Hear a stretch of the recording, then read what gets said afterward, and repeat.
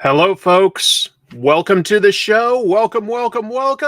You are watching the Weekly Spinner Rack. This is where we can cue all sorts of music. Producer, can you just cue the Weekly Spinner Rack music?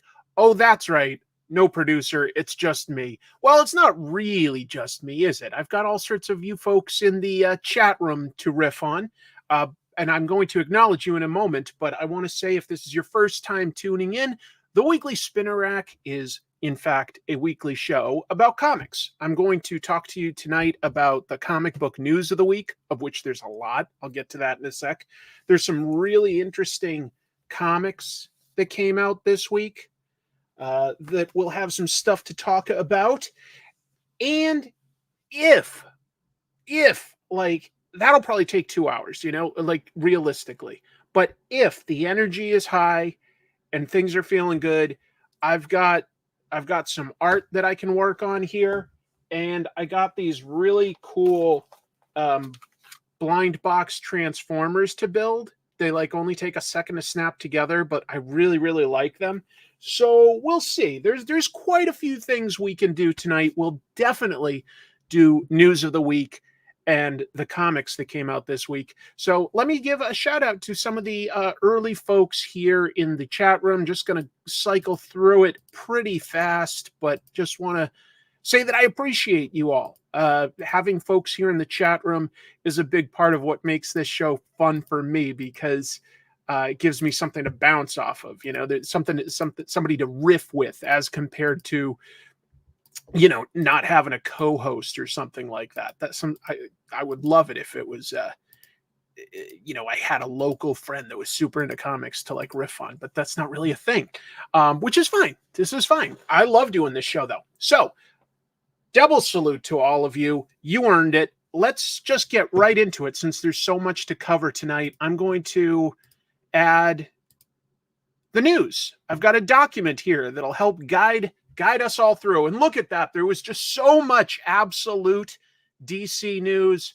I'm getting overwhelmed by it all. That's what's happening in this beautiful thumbnail. The news is about to fall over and crush me. That's how much is going on. Now, there's a lot to talk about. So let's start, though, with just some light stuff about some Marvel trailers that came out this week. We learned a couple things from it that aren't really spoilers. It's just stuff that they decided to share with us. I've got a couple screenshots here that we could speak to. Not going to speculate too wildly, just going to go off of some of the stuff that I saw. But first of all, we got an Agatha All Along trailer, which definitely implies that it's going to be way more horror-based than I think anything else in the MCU has been so far, which I think is a good area to exploit potentially. Well, I take that back slightly, because Werewolf by Night was fairly horror-based and did that pretty darn well. That was a really nice special, actually. And the second Doctor Strange movie a little bit, but it was still kind of, an action-y movie. But one thing that I found interesting was this shot right here in the top right. Oh, let me acknowledge this. Steve, sincerely appreciate that. Hope all is well. Get yourself Diet Mountain Dew. Yes, that's what I've got here. Diet.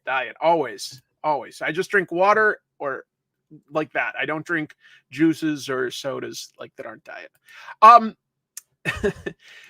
So I was looking at this, and I don't know, maybe I'm reading too much into this, but I saw this shot and it really reminded me of the movie Suspiria. That's an Italian giallo horror movie. And what's that movie about? Well, it takes place at a dance academy, but you ultimately learn that it's a coven of witches that are the teachers there. And where this TV show, Agatha All Along, appears to be Agatha building her own coven of witches to sort of regain her powers, I look at that and I think that must be an intentional homage to Suspiria. I could be wrong, but I got the sense, and if I'm right, then that just implies to me that they're putting some thought into things like themes, not just making it for the hell of it. I hope that's right. Thank you very much, Leonardo. That's so kind of you. Oh, wow. That's really nice. Thank you. Wait, Mia Goth was in the Suspiria remake? I remember Dakota Fanning being in it, but I don't remember Mia Goth. Maybe she was. I liked the remake quite a bit too. It was really, really good, actually. Yeah, I actually recommend it. It's a really good movie. The remake is surprisingly strong. Pretty much the only thing I've liked of Dakota Johnson's, I have to admit. It worked for me. But anyway, that's me speculating, but I like that. And I saw some other shots that I think were like intentional homages to genre material as well.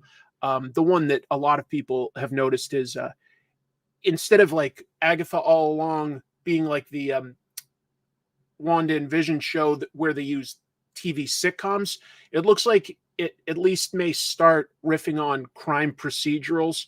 And it definitely looked like the HBO show Mayor of Eastham. Was that what it was called? That was a really good show, by the way, starring Kate Winslet. But I'm going on. Oh, Mia Goth wasn't it? I totally forgot that. She's great. Let me get off the tangents and get back to this. What else? Following the trailer, we see several actors that are playing characters. I think it's like a Coven of Seven in this. And I know at least a couple of them are definitely Marvel characters. Sashir Zamata, she used to be on SNL. She's playing Jennifer Kale. She was a character from the Man-Thing comic that did study sorcery. But there's a guy in the Coven, and that's actor Joe Locke. After the trailer came out, they said that he's playing Billy Kaplan, which would be the character Wiccan. That's notable because in the comics, that is Wanda's son, sort of like his soul reborn into an actual person. It's quite it's a lot to talk about in the comics, but it may imply that the MCU intends to bring Wanda Maximoff back. It may imply that is something that they're going for. Let's see. I had a feeling since he was announced that Joe Locke was going to play Wiccan. It certainly seems like it. They definitely confirmed that he's playing somebody named Billy Kaplan. I think with the name Billy, that probably is Wiccan. Razorback, exactly. Let's get a US 1 TV show featuring Razorback, the guy who can drive anything. That's a mutant power. A guy who just wears a Razorback costume, kind of like Rhino wears a Rhino suit, but his power has nothing to do with Razorback warthogs. He can just drive anything. That's his power. Let's see. Oh, and the last thing is, and this is wildly speculating, but in the trailer, there's definitely a scene where the witches are looking at an old-fashioned European castle out in the woods. Some fans think that could be Latveria, as in Doctor Doom's castle. That would, in and of itself, be a stretch to just look at a castle and say, well, a castle we've seen in the comics is Doomstadt, the castle that Doctor Doom lives in. But there is a famous comic book story where Scarlet Witch had been thought to be dead, and when she came back, she was living in Latveria with amnesia. So could that be some sort of a final episode thing? It's possible. It's possible. I would think that they would want to bring back that actress for, the whole multiverse stuff in Avengers. Anyway, moving on from Agatha All Along, we also got the Captain America Brave New World trailer. And I don't think it's, they're obviously trying to just let us know from the beginning that we've got A, Red Hulk, and B, this takes place in the middle of the ocean, but there's this massive, like, rocky structure that's outstretched. That would certainly seem likely to be Tiamat, the celestial from the end of the Eternals. Looks like they're finally going to acknowledge that. No matter what, you'd have to think that whatever that could be made of could potentially be a valuable material that a bunch of different governments might want. I don't know. But that certainly seems like a likely part of it. Yeah, hold on. I'm about to get to that, EK. Good question.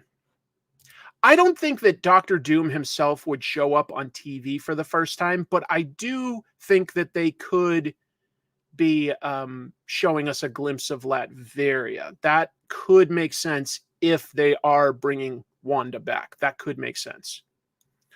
I got a good vibe from this trailer personally. I'm sure people are very divided, and I never quite want to judge based on a trailer, but I got a vibe that was closer to Winter Soldier, political thriller type movie. The movie has made a change. So they had adapted a character from the comics called Sabra. Sabra was a Mossad agent, and she was super strong. She was an Israeli superhero. She appeared in the pages of the Hulk. And when they, like, bad timing, but my understanding is that they've completely rewritten that character. She is now a U.S. diplomat, and she's a former Black Widow. So that's how they can sort of like latch on to the political intrigue and like being from another country, but hopefully completely wipe out needing to talk about any current political events, which would just be very unsavory to lots of people. We'll see. We'll see. Hopefully they thread that needle and give us an entertaining movie that doesn't just like make us all upset. But we'll see. We'll see. They look interesting. Agatha all along looks more interesting than I expected it to. I wasn't necessarily hopeful for that one initially. And then I saw the trailer and I was like, I'm pretty interested. So who knows? Oh, I should also mention the Captain America Winter Soldier definitely shows us a glimpse of a new Falcon because there's a shot of Sam as Captain America flying beside another guy with wings. So that's probably Joaquin Torres, who becomes the new Falcon in the comics and was a supporting character on that Falcon and Winter Soldier show. We also get to see Giancarlo Esposito. He's definitely not playing Professor X. No clear indication of who he's playing. Lots of speculation. The one that makes most sense to me would probably be that he's GW Bridge, SHIELD agent.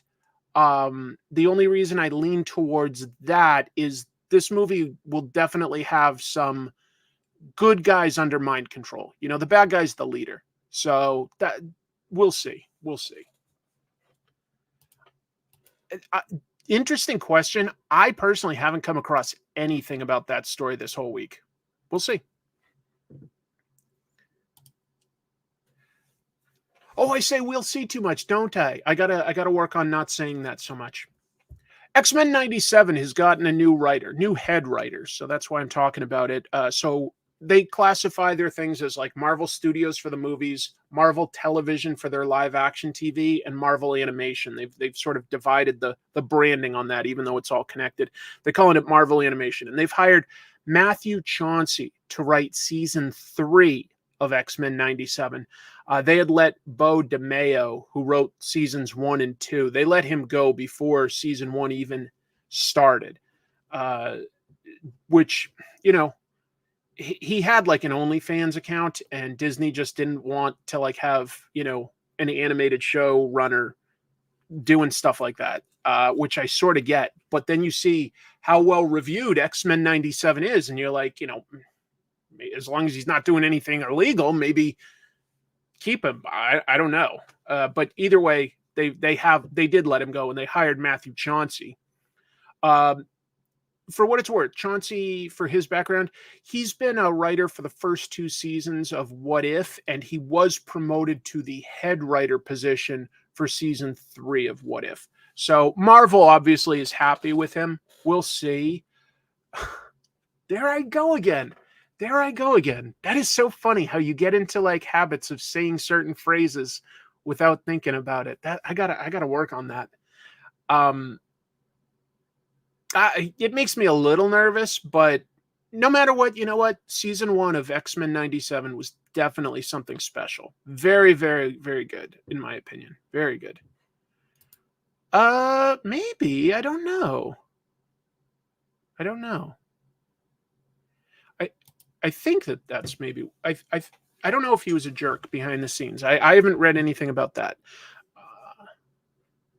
Yeah, apparently, if you do that, you're going to be destroyed 20 minutes into the show. Who knew? I'll forgive myself for saying things like and on a live show. Like, that's just going to happen some, but I don't want to get into such bad habits that you know exactly what I'm going to say as I end each news story. Well, what do they call it? There's like a name for words and phrases that people use to buy time to like think about things. But that would also imply that I'm not necessarily keeping myself in the moment enough. So let's see. I did it without thinking. The last thing I'll comment on this news story is that Deadline reports that DeMeo's scripts for season 2 have actually also been revised. I mean, he was gone before, obviously, season 2 was in production, so I'm not super surprised to hear that reveal. I hope it works. You know, there is a lot of great X-Men material to build on. But what impressed me about this season 1 of X-Men 97, was that they actually made a really interesting story out of a character like Bastion, who I never really thought of as that interesting or that important in the comics. He was okay, but they did a good job. I'm doing all right. Thanks for asking. No matter what, we got one good season. Let's see how season 2 goes, and then, you know, we'll just have to take it one at a time. Well, with X-Men, you know, when a character is killed off, I'm never 100% convinced that they're gone forever. What I was surprised with was that he was definitely dead for the season. And I go, okay, that gives it some resonance. That gives it some meaning. I wasn't expecting it. So I give them kudos for surprising me as well. But we'll see if that death actually sticks, you know?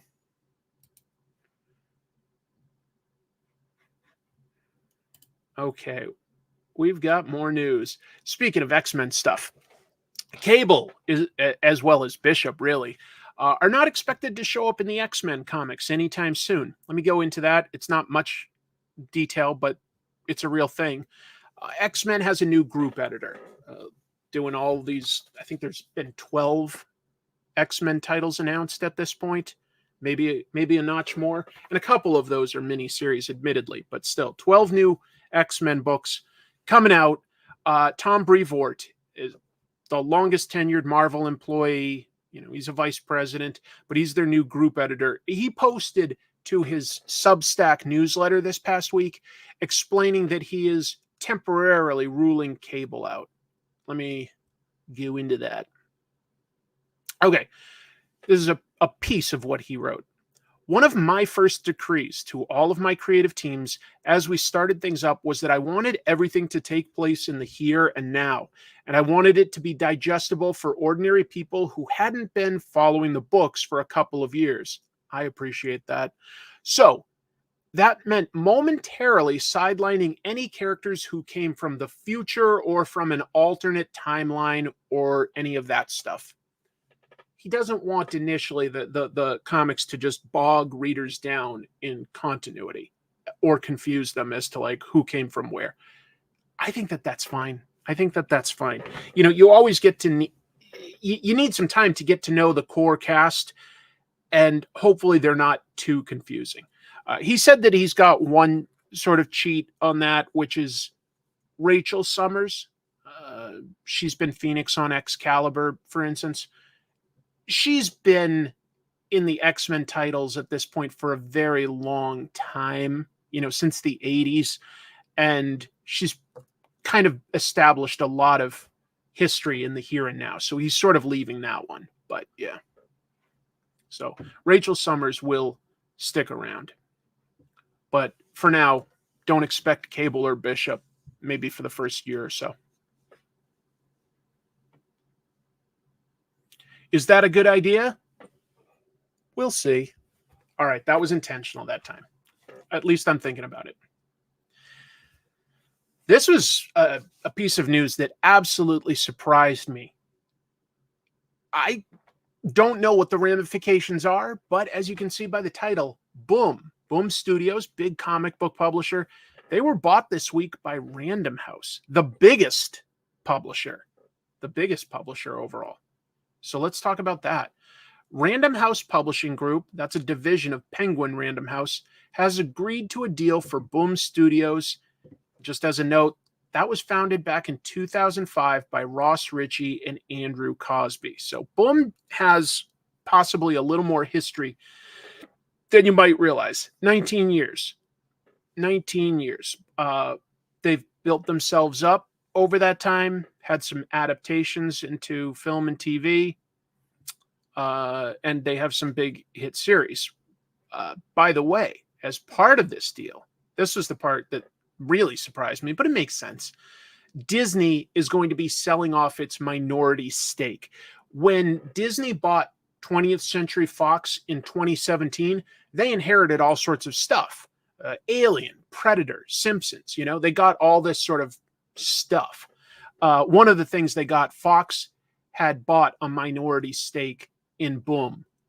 But with this big sale coming out, Marvel and Disney really is releasing their interest in that. They're going to get some cash in this deal, but they've got their own publishing company. This was kind of superfluous. They didn't really want to interfere with it, but who wants to be sort of like dealing with a competitor to your own comics? You know what I mean? So that was always, or for a long time now, like a piece of Boom's background is that like Fox owned a piece of them. According to the news, Boom Studios will continue its editorial and publishing independence, as in there's not somebody new being assigned from Penguin Random House to take over, and instead they're just going to now report to Random House World's president, Scott Shannon. There were, I think, when this was announced, about 10 people that were made redundant, that were like laid off. Once they get absorbed by Penguin Random House, there is an unfortunate chance that some more people that work at Boom could be laid off. I don't know. We'll see. It probably makes Boom more likely to stick around as an entity long term, though, because Random House is just a massive, massive publishing company. I'm pretty sure the biggest overall in the world. Pretty sure. And so they must have seen something in Boom that they liked. And when I say that, it's not as easy as saying we want their intellectual property. Boom doesn't necessarily have a lot of that. They sort of co-own a few original ideas, and they've got a lot of licensed books. So it is a unique company in that regard. It is a unique company. Penguin Random House is not just a distributor. They have distribution because they are a massive publisher. So they've worked to cut out middlemen to optimize their profits. They're a publisher in and of themselves. But since you mentioned that, they are staying for now with, I want to say Boom is with Lunar. I don't know for sure if it's with Lunar or Diamond, but for now, they're staying with their comics distributor. They probably have an agreement to a certain time and date in the future. And then I would not be surprised if they do move to Penguin as a distributor, but we'll see. For now, they are not doing anything like that. If you haven't read Boom, or you're curious, like, wait, what publisher are you talking about, Chris? Is this IDW? Is this Dark Horse? Boom, some of the stuff that they have that are big, Something is Killing the Children, Berserker, the Keanu Reeves book, Lumberjanes. They've got Power Rangers. They've got Dune. I want to say Firefly. I think Garfield. They've got Mouse Guard these days by David Peterson. So Boom actually has a number of big titles. Let's see. Yes, Happy birthday, Jikorijo. Happy birthday. That's right. Yes, Irredeemable by Mark Waid. That is another book from them. Yep. And they've got the Cartoon Network show books. So, did they lose Power Rangers? No. What we knew was just that the main Power Rangers story is going to end, but we don't know. There's been nothing announced of Power Rangers ending overall at Boom. So it's probably just getting a sort of a fresh start in a few months. Armory Wars? I don't know. I don't think I've read Armory Wars, but I do know that they also have Uncanny Valley. That one looks pretty darn good. So, yep. Once in Future with Kieran Gillen and Dan Moore, it looks really, really cool. Yeah, Something is Killing the Children is an example of a creator-owned title. But I don't know how exactly it differs from Image's deal. I think that Boom may have like a minority stake in it. I don't know for sure. But I think that they do, and I think that they work to sort of get that adapted into other media. Thanks for watching. Yeah, Once in Future, really, really cool looking. Has some good twists to it. If you haven't read it, it's really good. So Boom has plenty of really good books, just to be clear. But now, also, this was announced. It's almost definitely happening. All the paperwork and stuff has not been signed yet. That's probably going to happen towards the end of this summer. Big deal, though. It will be interesting to see the potential ramifications several months to a year down the road. If in fact it does, will it do anything to change Boom fundamentally? Will it do anything to change the distribution landscape? These are questions I wonder about, but I don't know yet. It's too early. This was no, IDW does not. They have Ninja Turtles, and there was a Ninja Turtles Power Rangers crossover, but that's something IDW and Boom teamed up to do together. Oh, yeah, the latest book from the Laphams. Yes. See, Boom has lots of good books, just to be clear. They really do. It's been impressive seeing how much they've grown. Moving on. As long as we're talking about publishers, Scott Dunbier is launching his own new publisher. Who am I talking about? The former IDW editor. He's already announced, this is not news, he did this like, a month or so ago, that he's starting his own comics publisher called Act 4. But what we know now is that there's going to be details at San Diego Comic-Con in 2 weeks. Specifically, there's going to be a panel called Scott Dunbier, Act 4 Publishing. That's going to take place Friday, 1:30, room 10. So if you're there, that may be something you're interested in getting. Yes, great point. West Coast Day Vengers. Yes, artist editions are something that Scott Dunbier pioneered, and now several publishers do something like that. They're fantastic. It's a great format if you love seeing the original art in its original, uncolored, unlettered form with whatever sort of notes and marks that get like touched up digitally. It's just so interesting. I love that stuff. But that was Scott Dunbier pioneered that at IDW. So we'll see if he continues to do something like that at Act 4. He has a lot of connections in the industry, a lot, to the extent I wanted to mention this.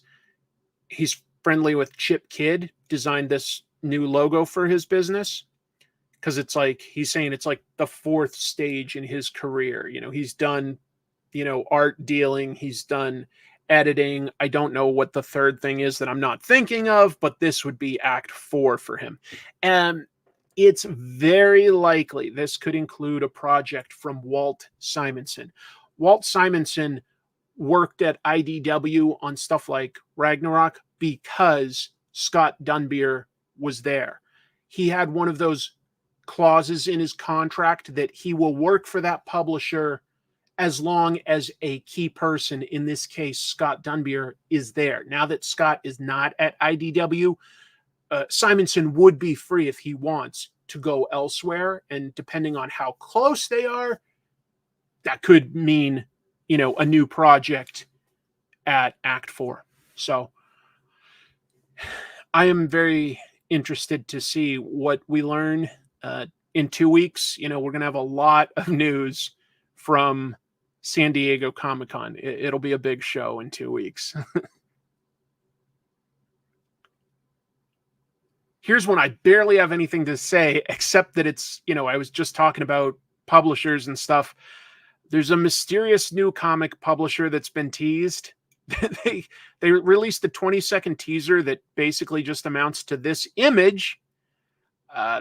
Literally, I couldn't find any other information. I went to this website. All it has is a place where you can sign up for a mailing list to get notified when they've got news. They sent this teaser to AIPT. They do comic book news. And I was just like, what in the world could this possibly be? Nothing mentioned about the kind of comics they want to make, what kind of talent is involved. Just a website and a phrase, it's time to make the comics. I would assume that they're based in Idaho with this name, but that doesn't really give us anything to go on.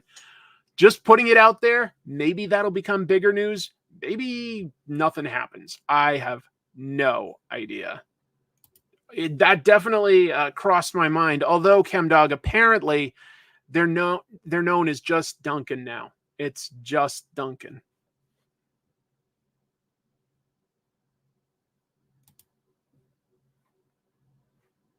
Yeah, they're going to shoot a hole in the middle of every comic book. And another thing about publishers, DSTLRY has gone exclusive with Diamond. Comics publisher DSTLRY has inked an exclusive multi-year worldwide distribution deal with Diamond Comics distributors and will no longer be distributing to the direct market via Lunar. When DSTLRY started up, which is a very new company, they were being distributed by both Diamond and Lunar, but they have announced that for print stuff, they are going exclusive with Diamond. It's interesting seeing these publishers. It's interesting seeing the distributors lock in some of these publishers as exclusives. That's just become the landscape right now. But,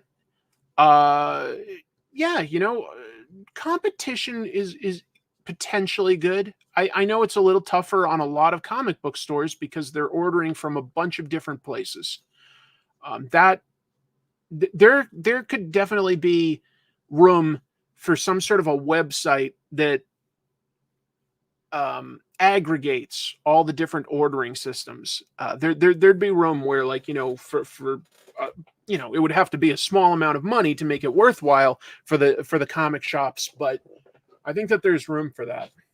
And it'll be interesting as there are these different distributors to see if any of them fight to get back into things like grocery stores and convenience stores. I think that would be good for comics overall. The exclusive begins with their comics that have final order cutoff on July 15th. That's today. That means that anything ordered after today through DSTLRY is going to have to be ordered through Diamond. Can't be ordered through Lunar anymore. So they have some good comics. They definitely have some fantastic talent. Books are a little expensive, but they're also bigger than, a traditional periodical floppy. You get basically like 2 issues at once. And at first I thought that the math didn't make sense when I was looking at it, going like, it'll be like $9 sometimes. But then I was like, wait, 48 pages usually for like $9. That's actually $1 less than buying 2 periodicals. Okay, I guess the money actually does make sense. It's just a lot to plunk down at once for a comic. Is it 64 pages?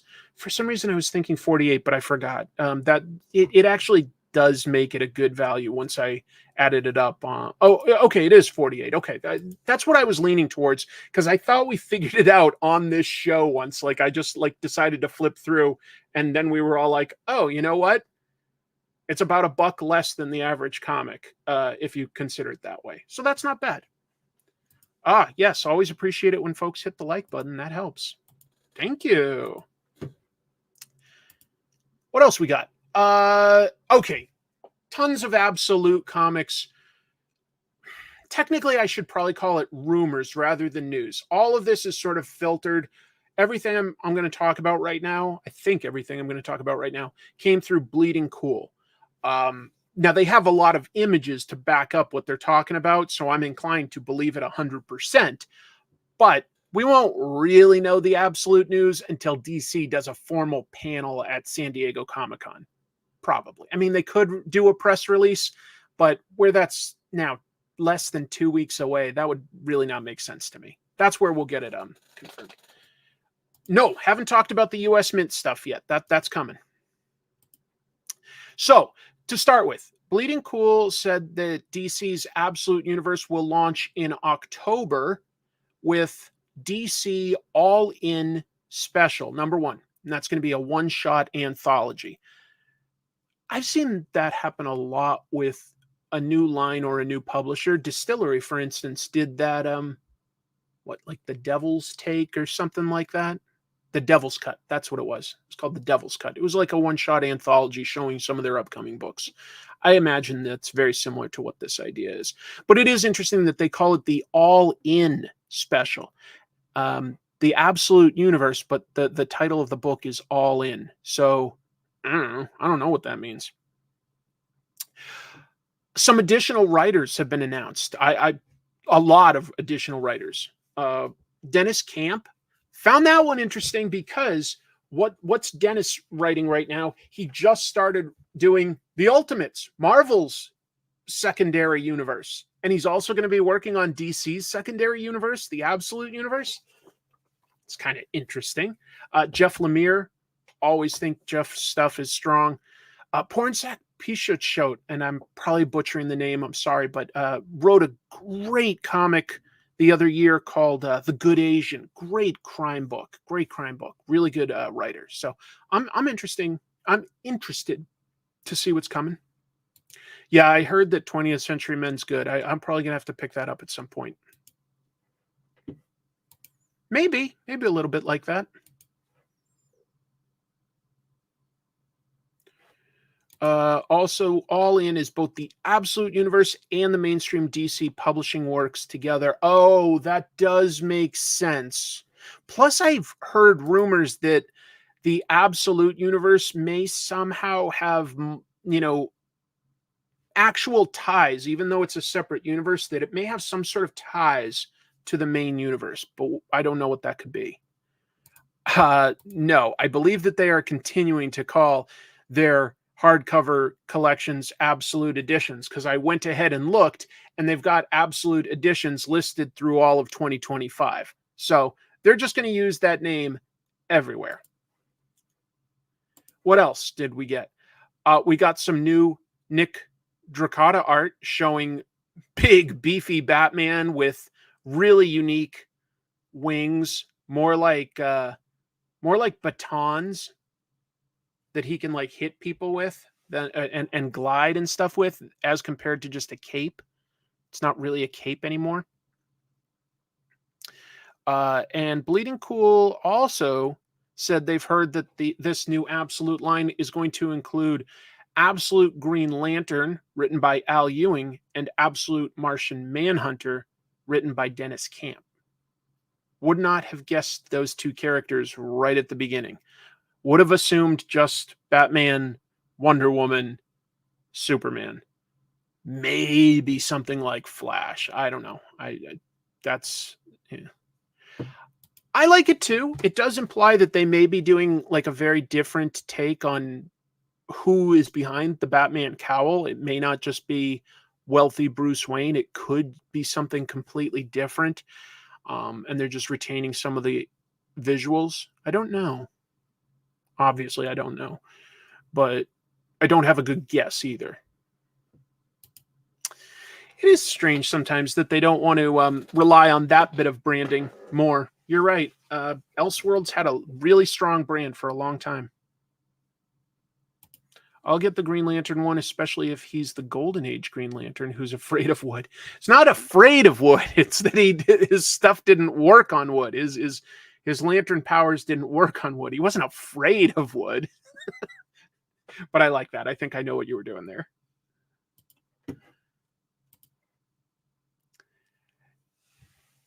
Anytime I see somebody trying something different marketing-wise in comics, that just tickles my fancy. So I'm going to include something like that. And this is that. Kid Cudi released a new song to promote Moon Man issue 3, which we also have to potentially talk about. And I think that Scott Muschietti is supremely talented. I like his music. I sincerely think he's hilarious when he's done comedy stuff. I think he can be a good actor too. He was really good in that horror movie X. What else has he been in that he's a little more serious? He's been in something recent that it just isn't coming to me. But I like him. I think he was hilarious as the sort of music director and co-host for a season on Comedy Bang Bang. Anyway, he released a new song to promote Moon Man issue 3 specifically. Yes, Jimmy Jams did have a really beautiful variant cover for issue 3. I totally agree, but I'm biased, but yes. So I'm saying this to promote Moon Man number 3. And that's one of the ones that just came out this week. He debuted a new song called Dreams I See. And one of the cool things is that there's a music video for it, and it includes animated scenes from the comic. It looks good to me. It looks really cool. I liked it.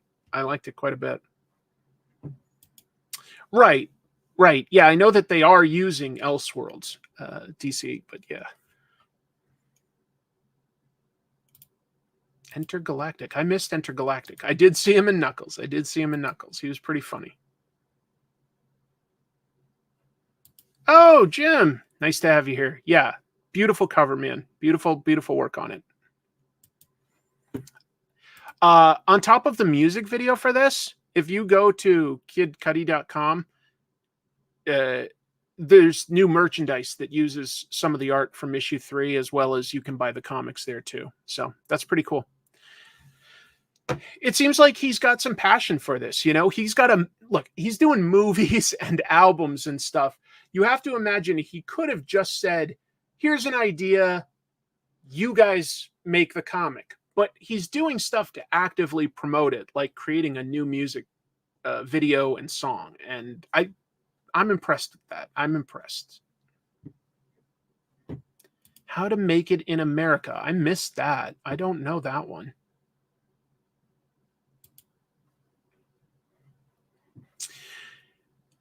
Just something you might want to look up just to see what people are doing. Like I say, it's digitally animated, and it also utilizes artwork from the actual comic, and it has sort of a shifting panel thing every once in a while.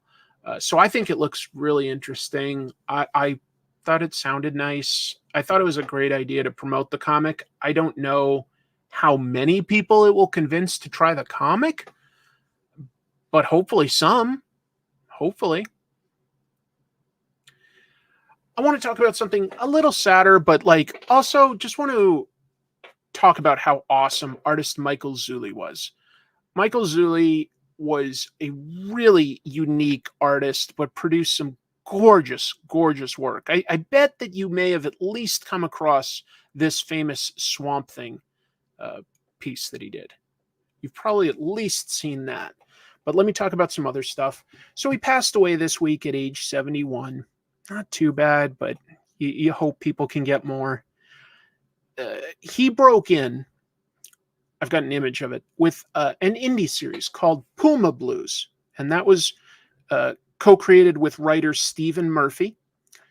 It sort of focused on nature, conservation. It had people in it. It wasn't like a talking animal book, but it was very much about animals and nature. Originally, that was published at Dave Sims' press, Aardvark Press, or Aardvark Vanaheim. Yeah, Aardvark Vanaheim. And then it moved over to Mirage Studios, as in Eastman and Laird. So I wanted to talk about, once it moved to Mirage Studios, that's how he got in touch with them to do a 3-issue arc on Teenage Mutant Ninja Turtles back in the 80s. It was a 3-issue arc called Soul's Winter, and it was really interesting. You know, he drew the turtles different. He gave them beaks. They didn't wear their headbands. So they looked almost more like mutated snapping turtles, but he emphasized the turtle aspect of it, which we hadn't seen in a while. It was a story idea where they were sort of living more like samurai in the woods. I got the sense that it was the woods of Japan back in the past, but it isn't 100% clear. Really, really cool story, though. If you ever want to just read from that era when Eastman and Laird were so busy that they just started letting like a lot of their buddies in the industry take over the main title and just do an issue or 2 or 3 to keep it coming out close to monthly. It was an interesting one. I definitely remember picking it up at the comic book store new and just being utterly fascinated with such a different take on the Ninja Turtles. And I think stuff like that did help the Turtles feel like characters that were versatile enough that they could be reimagined. Because at this point, Turtles have been out for 40 years, right? We just got this past week a 40th anniversary one-shot. They've been reimagined in so many different comics runs, movie runs, and TV shows, and toys, things like that.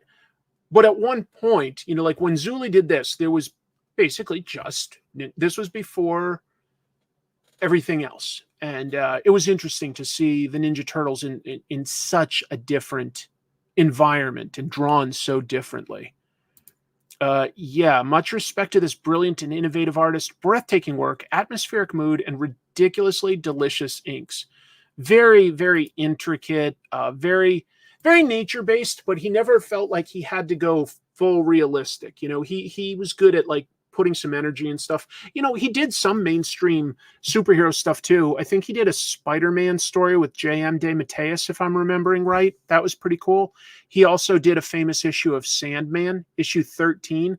That was a single story where Morpheus, back in like, you know, maybe like Renaissance England, I haven't read it in a while, so I forget the exact year, met a man named Hob, who was sort of drinking and gambling at a pub. And he said, like, you know, he would be okay living forever. And Death, Dream's sister, is with him, and she decides to grant his wish that he won't die. He becomes an immortal, just a guy, but immortal. And he's sort of, over the years, he basically becomes Morpheus's real friend. It's really, really cool. And the last thing I'll say was, Zulli famously illustrated the issue of Swamp Thing by Rick Veitch during his run that didn't get printed. The one where Swamp Thing was going through time, and in that issue, he was going to meet Jesus Christ while he was crucified. At the last minute, DC decided not to publish that issue. Veitch quit in protest. There have been rumors that it might be printed in an upcoming like omnibus format, but we've never seen it. We've only seen like the cover. We've never seen the actual interior pages. I would be curious to see that, especially now that he's passed, you know? Yeah, I did 6 issues. I was talking about my favorite one. Sorry. Was it Web Spinners? He definitely did Web Spinners. Was that the one that he did with J.M. DeMatteis that I'm thinking of? It probably was. Yeah. It was nice because, you know, up until then, Morpheus had seemed a little, well, he's very cold and distant, even though he's the main character. And this one gave him like a measure of humanity that was relatable. Oh, yeah. I think a lot of people want to read that issue. Now that, you know, the artist has passed, I think we're good to go, you know? Oh, was he? I never got that far into the TV adaptation. I'm just so busy. I don't have time for lots of TV. That's really cool to hear that they did that. Yeah, I know Zulli worked with J.M. DeMatteis on several things, and yeah, so they were good creative partners. I heard nothing but good things said about him. But the one thing that I think you see as a refrain in his work is a connection with nature, and it's very nice. He's got a very delicate but precise and intricate line art style that suits it very well. Like, look at this Ninja Turtles. That is a very specific tree, isn't it? That isn't just. And I'm bad. I don't know what kind it is, but what I'm saying is, you look at that and you go, "Oh, I've seen a tree like that before." That isn't just a tree. You know what I mean? Sometimes people just draw tree and it's not anything, but that's very specific. That's very specific. So he put a lot of thought into his work, and he'll be missed. He'll be missed. Hopefully someday we get to see one more piece of unfinished art, or art that's never been published. Look at this kind of a project. Look at this stack of pages meant to be done all at once. Jacob Phillips has finished Megalopolis. You may know Jacob Phillips from books like Newburn and That Texas Blood. I should have put that in there. That great work that he's done. But he's posted that he's finished all 148 pages of Megalopolis. Big story. Here's a piece of his quote. Just finished drawing the last page of Megalopolis, the graphic novel adaptation of Francis Ford Coppola's upcoming movie. I've been drawing this book on and off since December 2022, so it feels real good to get it finished. I need a pint. Well, you've earned it. You've earned it. He drew this before the film was made, so, he is not drawing the characters and people based on like movie stills and things like that. He just went off of the script. So I think if Megalopolis is as good as most Francis Ford Coppola stuff, it will be very interesting to see a different version of it, and just going by the story without all of Coppola's guiding hand. I think that would be interesting. If you don't know, Megalopolis does have a trailer out now. Obviously, Coppola's been retired from movies for a very long time, but this is one he always wanted to tell. It's his own idea for a story. It's a sci-fi, stars Adam Driver, among others. What he did to finance it, he couldn't find like a studio that was willing to sort of take this risk. Coppola sold his vineyard. He famously had a really big winery, and he sold his winery for $120 million to finance this movie. It's a sci-fi idea, more like speculative than science-y, but a sci-fi idea, imagining the Catalanarian conspiracy if it was set in a modern, devastated New York that was being rebuilt. If you don't know the history, and I'm not an expert here, but this is ancient Roman history, where a bunch of senators conspired to kill some leaders. So, yeah. Yep, he's been developing this idea since I want to say 1977. Well, he does and he doesn't. It would be good for him because he get the money back. But I don't think at his age he has a lot of plans to do much more in film as an active director. But I will say, what was nice is looking at the trailer, I go, oh, this doesn't look like somebody out of touch that doesn't know anything about film, or like a first-time filmmaker is making something. It looks like it's guided by a very steady hand with a very precise creative vision for this. It looked good to me. I'm very hopeful. Oh, that's interesting. Early reviews are bad. Boy, I really hope not. Look, as just sort of a film buff, I'm going to give it a shot. It's Francis Ford Coppola. I got to at least see what he's done. Maybe it's good, maybe it's not. if the story itself is at least good, that means that the comic might have a chance at being better than the movie. We'll see. We'll see. It's probably not going to be for everybody, to be honest. It's probably not. Early reviews are mixed. Lots of controversy about that spoiler part. Well, I don't know anything about that, and I'd love to go in knowing pretty much as little as possible. He's just said that this was his idea since the beginning, that it was the Catalanarian conspiracy, but in a modern New York. I heard a little bit about it. I mean, this has been something he's been wanting to make for decades. It took him forever. If Neil Breen had money and talent. Well, those are two. One of those things Neil Breen definitely does not have, and Coppola does. You could argue the money piece of it, but we'll see. I don't think this is the first time Coppola's put his own money on the line. Yes, he did add a lot of his own money to get Apocalypse Now made. Yes, he absolutely did. And I think that paid off. I mean, of course it did. Interactive. I don't know anything about that. I'll move on to more news because I don't know anything else about this and I don't want to. I want to go in blind. I wanted to just say, kudos to Jacob Phillips drawing 148 pages to be released as one big volume. That's not something we get every day with comics. It's very atypical. A lot of work, a lot of hard work. So, do you want an official DC Comics coin? Official as in it comes from the US government? Because it's happening, folks, and you can vote on it. Never use your own money, exactly. All right, so don't know when the comic's coming out, infamous Mike Manhattan.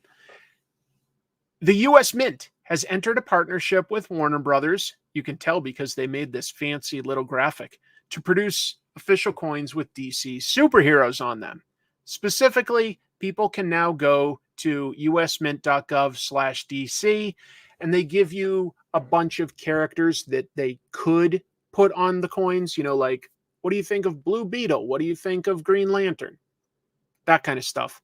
And you've got sort of a scale of, don't like it all the way to would very much like it. It's like a 7 to 9 digit sort of scale to help them sort of weight all the votes.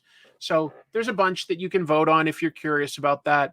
Apparently they're going to produce these coins, in 24 karat gold, I believe, 0.999 silver. So basically almost pure silver. I don't know why, but there's some reason you have to add something else to silver to make it sort of solidify properly. And they're all being sort of etched by this person who's worked for the Mint since 2005 doing their sculpting for the coins.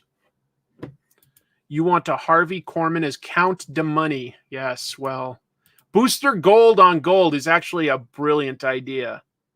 Wow. I guess I put it here without remembering it. So 24 karat gold, almost, perfect silver. For sure, next summer, we're getting Superman, Batman, and Wonder Woman. Big surprise. But then they're going to do 6 more, 3 that will come out in 2026 and 3 that will come out in 2027, and you get to vote on them. Snapper car is not an option, sadly. But, if you really want Flash or Hawkman or maybe Atom. See, now you're being too clever, Evie. Again, a gold booster gold or a double-sided one that has the scratch and is an official Two-Face coin. Stop. You guys are making way too much sense. No, these are just going to be some of their top superheroes. But wouldn't that be awesome? Pretty sure DC does not want to put Snowflame out there. If you don't know, Snowflame was a supervillain powered by cocaine. And I'm pretty sure tongue was firmly in cheek when they did that. Brother Power Prez and Cheeks the Toy Wonder. Well, why don't we just throw in Egg Foo while we're at it? What did you think I said? Then the mint is making too many cents. Not too much sense, too many cents. The giant penny from the Batcave. Jesus, there's literal things that they could adapt here that would make so much sense. I believe Batgirl is one of the characters you can vote on. So yes. Quarters with DC cities on them. That's also a really cool idea. Keystone City, Central City. Absolutely. Very fun.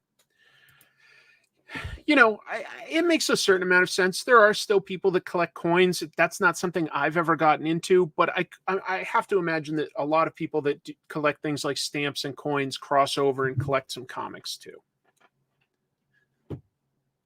Crypto, the super pet coin. Not bad. You guys could almost host this show yourselves. I'll just step away. A penny is worth an Alfred. That's my understanding. All right. Got a little more news. Hasbro doesn't want to air their Micronauts show. They've had apparently a Micronauts show in the can for literal years.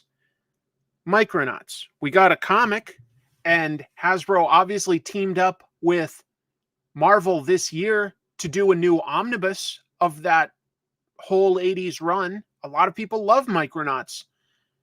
Well, this is crazy. Let's get into it. So this comes from TV writer Eric Rogers. He's written for Futurama, NYPD Blue, Teen Titans Go. Very interesting career.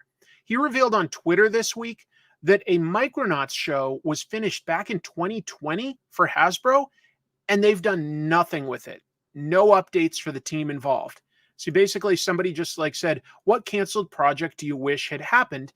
And this is specifically what he said. Micronauts, 52 half hours, fully produced. I was the co-creator, executive producer, head writer. Ask Hasbro what they're doing with it, because no one there will tell me. We locked that last episode in January 2020. Wow. What?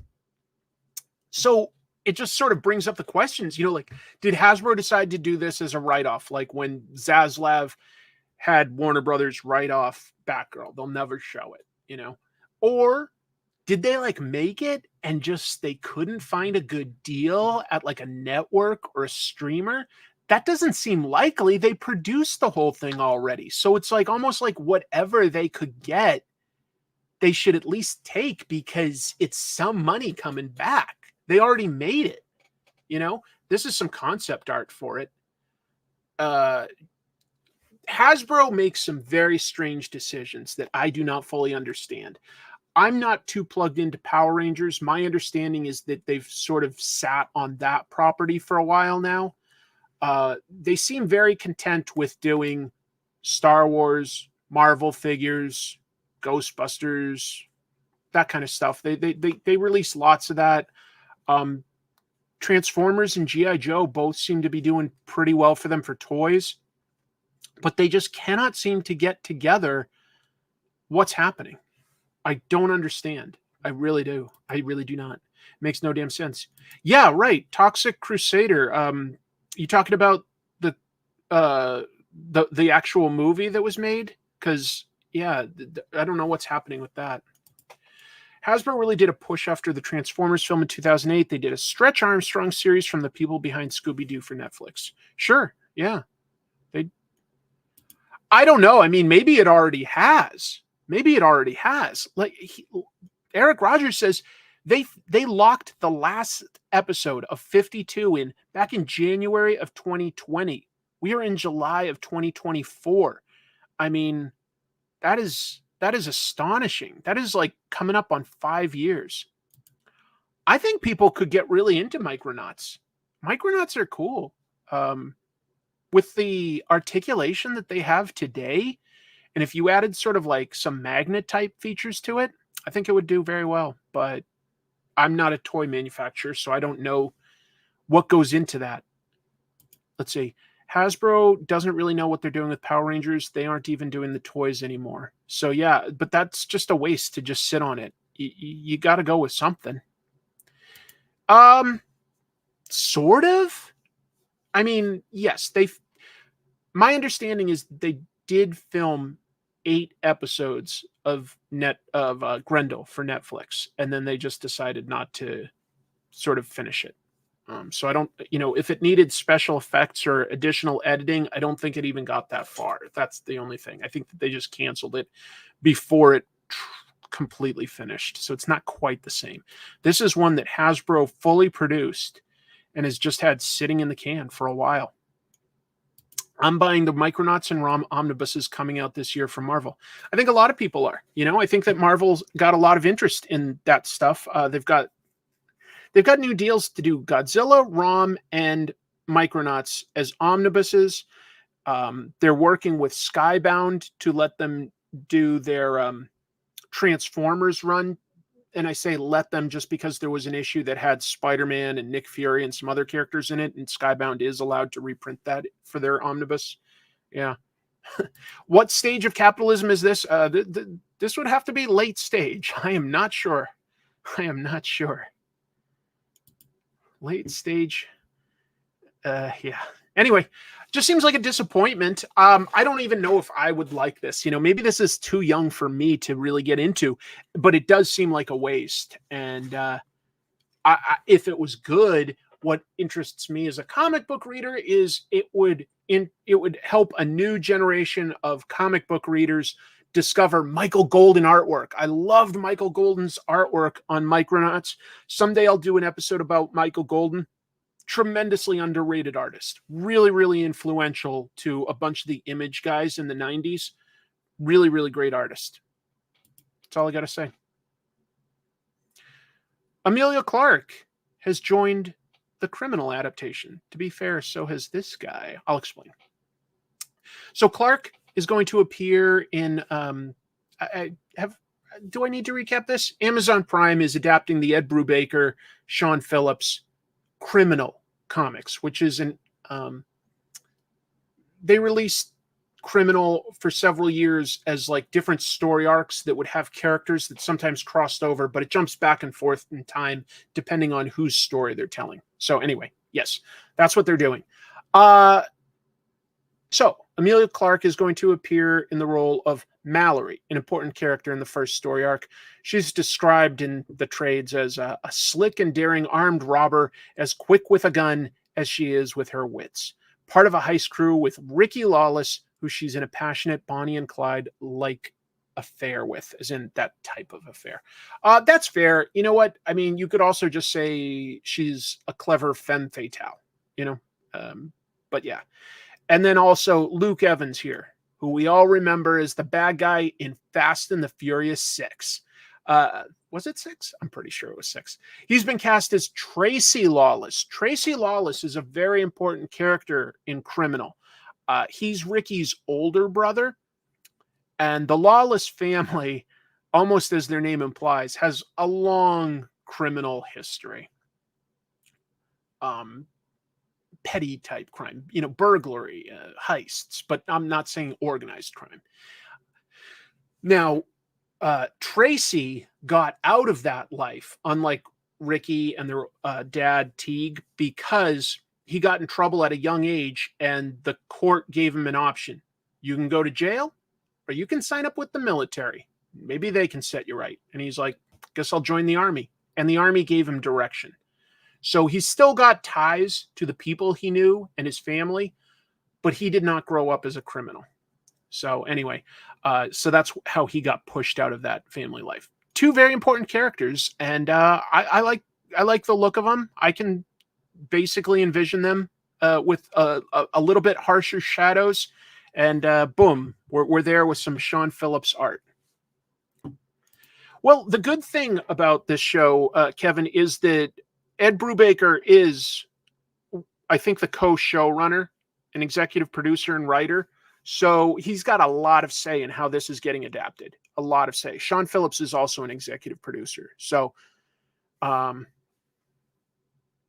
You don't think anybody cares? I think a lot of people care. I think that there's a reason why Brubaker and Phillips are successful enough that they can take their time for like 6 months and then release, a whole volume of like, what would you say? Like, 130, 140 page story at a time, and it still sells very well. They are the best. They are the best at crime comics working today. And I don't say that lightly. I think that a TV, and people always love crime stories. So if it's done well with some of these great twists and turns that Criminal has, I think it could be very good. I think it has a lot of potential, a lot of upside. Criminal's perfect pacing and movement through time is something comics are superior at. So I have high hopes for the show, but also high expectations. I also have high expectations. I'm not going to just let this slide because I love those comics. Love them. I think they're some of the best comics out there today. Anything that these two make. My favorite duo. They're just so good. But you could basically do this almost a little like an anthology TV show. Like each season adapts one of their story arcs, and you can jump forward and back that way. We'll see. Amazon Prime seems a good fit for this. I loved Ed's work on the Too Old to Die Young show on Prime with Nicholas Winding Refn. Yes. Yeah. Look, Ed's one of the best in the business. He really is. Oh, okay. People are saying he was trolling when he said that. Okay. I missed any of the other stuff. So I thought that somebody was like, I don't think it's for me. Sorry. Missed it. As long as I'm talking about actors cast in live action adaptations of comics, let's talk about Barbaric. Patrick Stewart, Sir Patrick Stewart, has joined Barbaric. Barbaric, very good indie book. Very good. So Netflix is adapting Barbaric, and Deadline announced that Sam Claflin is going to star as the main barbarian guy, whose name is eluding me right now. His name is like an adjective or something. Why am I not thinking of it? Darn it! I'm terrible at that. And Patrick Stewart's also in it. It really is a fun comic. It really is. Also, basically, this is coming from the trade publications that announced the casting news. It's described as being set in a medieval fantasy world. That's accurate. Oh, yeah. Owen. Why did I think it was something else? Yeah. Owen is a barbarian cursed to do the right thing, and his talking axe as they unite to take on a great evil. So that's interesting. I had never envisioned the axe having quite such a distinguished voice. I'd always thought of him as more of like a growling demon or something like that. But as soon as they said that, I started like thinking about it, and I go, boy, I like that. I like that a lot. So yeah, it could be cool. Silver Coin could be a good adaptation. That's true. That's true. Barbaric is so much fun. I think Stewart moving into almost exclusively voice work at this age makes a lot of sense. That's what I would say. Yes. Owen the Barbarian. No relation to you? Okay. It sounds like cool casting for the most part. Sam Claflin, I'm not super familiar with. I think he was one of the generic, teenagers in one of those Hunger Game movies, maybe more than one. I think he did a romantic comedy with Emilia Clarke. It's not somebody I'm super familiar with, but yeah. Oh, absolutely. I give all the credit to Marici. Absolutely. Fantastic team. Fantastic team, both art and writer. Me Before You. That's the one I'm thinking of with Emilia Clarke, right? I think so, but I didn't see it. Sorry. Could be fun, though. Could be fun. We'll see. I'm a lot more confident in Criminal being very good, but I'm hopeful that Barbaric is good. I think Barbaric has a tremendous amount of potential to appeal to a very big audience.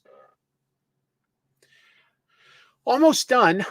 Do want to mention this just because this is a comic I love. Dark Horse has announced that they're making a Beasts of Burden omnibus. Great books, great comics. It's going to collect all the Beasts of Burden comics, all of them, and it's set for February of 2025. So that's about 600 pages, priced at $30. I think that's a good value these days. I'll just say that too. Writers include Evan Dorkin, his wife Sarah Dyer, Mike Mignola as well. Artists, mostly Jill Thompson, but also a bunch of stuff by Benjamin Dewey. And if you haven't read it, it follows a group of ordinary dogs and cats. They can talk to each other, but not to people. And they protect their town of Burden Hill from all sorts of supernatural threats. So they sort of investigate. They're supernatural detectives, like, a Hellboy or a John Constantine, except they're animals. It's cute. It's sometimes a little scary. It's funny. It's a really good blend of genres, to be honest. You would think it would be tricky, but somehow it works quite well. It's a book I like. Thought I'd mention that. If you've never read it before, $30 for all of the comics, I feel like that's a good value. And let me talk about this last topic of the news before we talk about the comics that came out this week. So, Comic-Con may want to leave San Diego. I know it's called San Diego Comic-Con, but just to be clear, Comic-Con is an entity. It's a nonprofit. Comic-Con exists technically independent from San Diego. Like some places, I guess technically just about every comic convention is not technically attached to that city, but I just wanted to make that clear because this is one of the, well, at this point, the oldest currently running convention. Comic-Con's Chief Communications and Strategy Officer, David Glanzer, he confirmed on Wednesday, so almost a week ago, that the company agreed to a 1-year extension with the San Diego Tourism Authority to stay in San Diego, but he was unwilling to commit to inking a 2-year contract. So that 1-year extension means that it will be there next summer, 2025, and the summer after that. They'd already agreed to 2025. They've done 1 more year. So they'll be there through 2026 for certain. But beyond that, right now, up in the air. That's a big deal. This is, if it's not the largest in terms of people that come, it's at least the second largest. And I only say that because I think technically New York Comic-Con may get a few more attendees. The Javits Center is also massive. I'd have to double check, but I'm pretty sure New York Comic-Con is technically a few more people.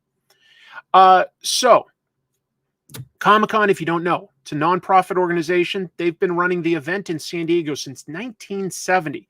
Here's their concern.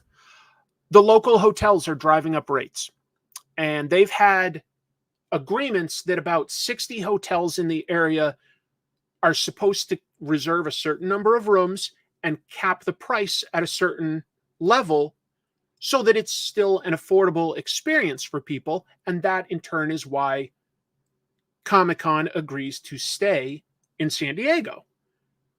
Again, it's a nonprofit. They want to make sure that this is as affordable as they can make it at such a big level. Right now, the low end of hotel rooms is $215 to $425 a night is my understanding from the articles I was reading. But that could easily go up to $1,000 a night right now. But the convention, the hotels want to charge more because they can. So, big deal. Glanzer said, here's another of his quotes. "We've said this a million times. We don't want to leave. But if it gets to a point where it's too expensive for people to stay here, we'd have to look into that. As much as we wouldn't want to leave, never say never." So they're playing hardball, I think, with that. I think that they're putting the pressure back on the San Diego Tourism Board and the local government to say, hey, Comic-Con brings in dollars aside from just hotels, like the restaurants. It brings in a lot of jobs and a lot of outside dollars. So, we need you hotels to sort of play ball with that and not charge your highest possible rate, because that will make them leave. It's a big deal. It's a really big deal. They could move to LA. That wouldn't be too far. Look, I don't think it would be a good place for it, but you could probably host it in Vegas for a lot less, just to be clear. You could host it in Vegas for a lot less. Now, would as many people go? Probably not. And honestly, that would bring problems too, because now you've got a lot of gambling and drinking that are very easy. And that's not a great temptation to have near conventions. But I'm just saying that's one that's not super far that would be significantly cheaper. LA is definitely still doable, and they do WonderCon there, don't they? I think Comic-Con also does WonderCon in LA. But you know, they've got a big convention center, but my understanding is that it's a very expensive convention to attend. Very expensive. This is a big deal. However, this conversation happens every few years, basically every time the contract is up. It's a big decision, though. I live in SoCal. It's so hard to get a pass either way. It's all so incredibly expensive. I bet. California rent raise has increased up 3 times. That could be a factor. Well, it could be, but yeah. Look, if you want to do a lot of business as a convention town, you have to remain friendly to the largest conventions. You know, there are conventions that are only going to take like, you know, a third of the convention center for like a boat show. Maybe you can charge more for a hotel room that night. But if you can like count on all of your rooms being sold, that's worth something too. And you should like probably charge lower to sort of keep the overall business up. It's a big decision. It's a really big decision. Yeah, but a lot of people don't want to go off site, you know, because they already do events at nearby hotel mezzanines and theaters and stuff like that. New York Comic Con does as well. And it's a tough call because a lot of people don't want to like leave, walk even a few blocks to an event and then have to walk back and get through, you know, like security again to get back and forth. A lot of people don't want to do that. I don't want to do that. I never want to, like, once I'm in, I don't want to leave until I'm done. That's just me. Did I? Doo-doo. Apparently people say doo-doo. People like it when I say doo-doo. There are cheaper places that they could host Comic-Con. The question becomes, do people want to travel to those locations? Because it is fundamentally a different experience at that point. San Diego is a beautiful city. It's a little cooler than some other places in SoCal. It's got a great harbor. You know, San Diego itself is a very appealing place to go to, and it's got a couple big cities within drivable distance. So, you know, you get a bunch of convention attendees that are trekking down from, say, Los Angeles. If you put it in Albuquerque or Phoenix or something like that, what other big cities are nearby that you're going to fill all the way up? I don't know. Why not go to a city with a huge convention center that isn't being fully utilized? Yeah, I mean,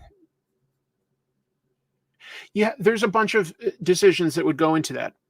New Orleans, I believe, has a pretty big convention center right now and would probably be a lot cheaper. It's the South. The South has generally cheaper rates, and it's already set up for tourists. But then you have to think, okay, if we have a bunch of young people going out of town, do we want to have lots of alcohol or gambling that are super accessible nearby? Because not everybody can control themselves. And while that's their business, you don't want to create an event that creates problems. Seattle does have a big new convention center. Yes, I probably will. I probably will. I've got some ideas. I think that's all I've got to say for the news this week. A lot of interesting developments. Let me get my second camera set up, and we'll talk about some of the comics that came out this week. I used to go to Chicago Comic-Con. That was always a fun one.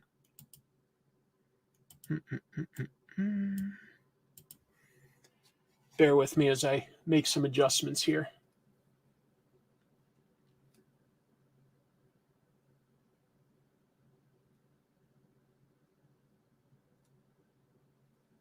Oh, that looks good.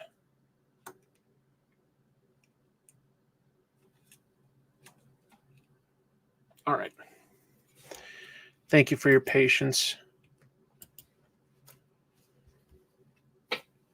Let's see what to discuss this week. What to discuss? You know what? Let's start with X-Men.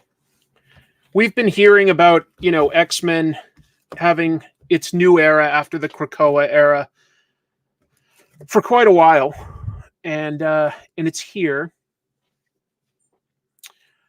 Jed McKay's been getting a lot of acclaim for some of the stuff he writes, like Moon Knight. Ryan Stegman, I think, is a very cool artist. Reminds me of a lot of 90s comics in a good way. Did some great stuff on Venom. So we've got this new era of X-Men, and this one is just plain X-Men, to be clear. They're based out of Alaska. That's actually where Cyclops grew up, and he's the team leader of this unit. Here's the cast. We've got Cyclops, Beast, Magneto, Psylocke, Kid Omega. Yeah, 2 psychic people. Temper, she can control heat and cold. Also previously dated Quentin Quire, Kid Omega. Magic, and Juggernaut. Did I love this? Not really. Not really, to be honest. I wouldn't say anything in it was outright bad. I really wouldn't. Certainly, I like a lot of the art. I like that, maybe this is going back too far, but Ryan Stegman draws Beast the way he used to look when he was sort of in the Defenders and in the Avengers and stuff like that.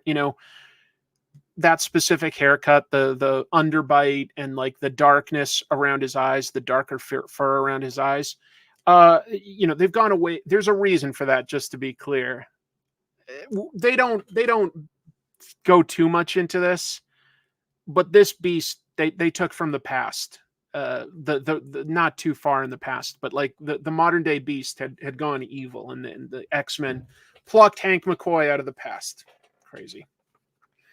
It depends whether you love Brian Stegman's art or not. When I see that, it reminds me a lot of stuff like a little McFarlane, a little Capullo as well, in a good way. I like it. It's energetic. I think he draws Cyclops maybe a little too young looking for me.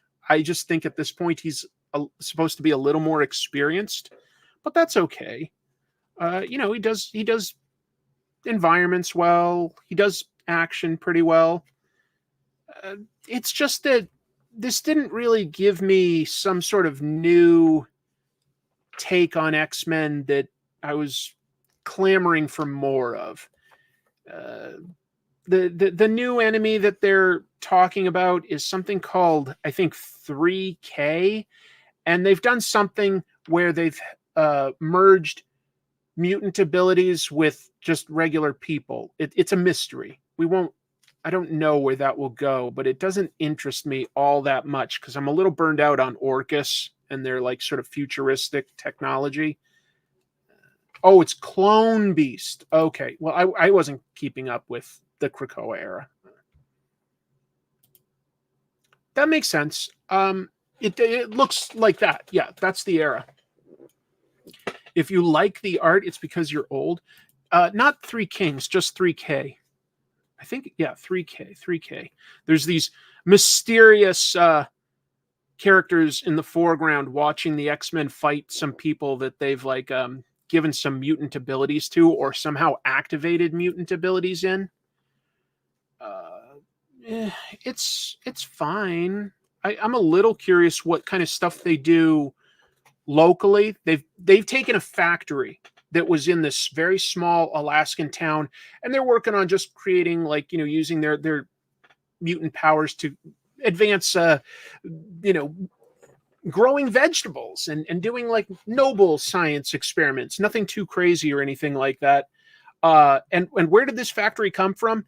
It used to be a Sentinel making factory.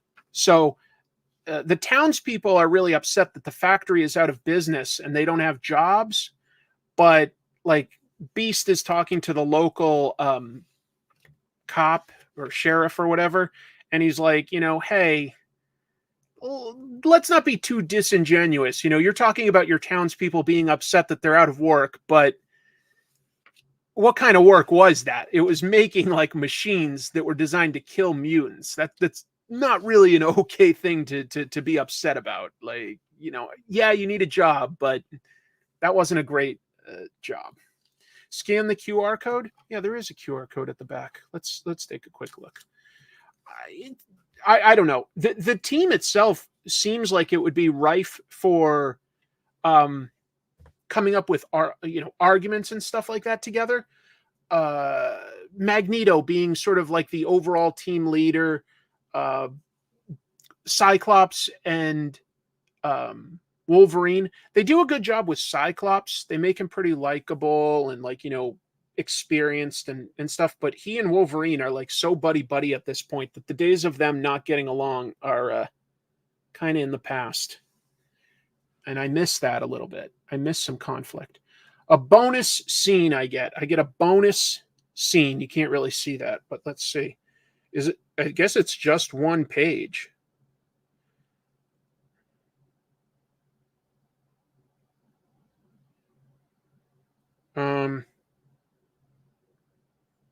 It seems to imply that there's like 4 people around a table that looks like an X, and this one in the top seems kind of like Professor X in his helmet. That would be weird, but I don't know. I have no idea. I'm not super interested. I want to be, but I'm not. I don't have anything to say. I can't say like, oh, the art is bad. It's not confusing. The style is, going to be up to you. I kind of like the style. I like the artwork quite a bit. I don't mind the dialogue, the overall pacing. It cuts between scenes well. I just feel like I'm not getting a good amount of conflict between the characters. They're getting along a little too well. I mean, you've got Juggernaut, and like Cyclops says more than once, I'm proud of you, Kane. You're doing a great job. Oh, Cassandra, that could make a lot of sense. Yeah, could bring her back. It's a good team, but I don't know. Will I give it another chance, like with an issue 2? I'm not sure. As it stands right now, I'm not really inclined to stick with this one. But I will personally give the issue 1 of the other X-Men books a shot. I'm curious to see where they'll go.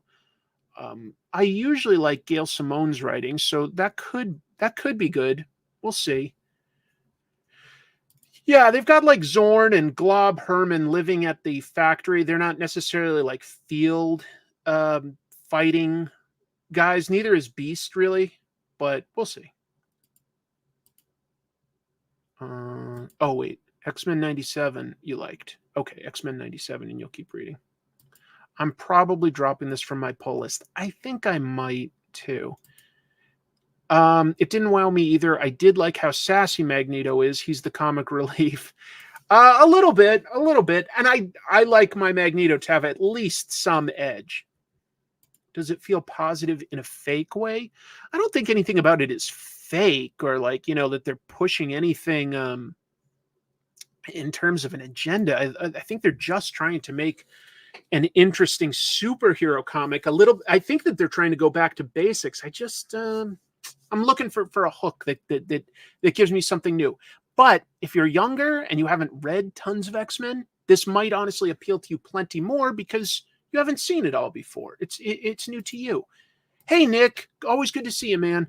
Jumping in and saying hi and asking everyone to hit that thumbs up. Helping Chris, the like button is a great way to show support. Thank you. Thank you. That's really nice of you.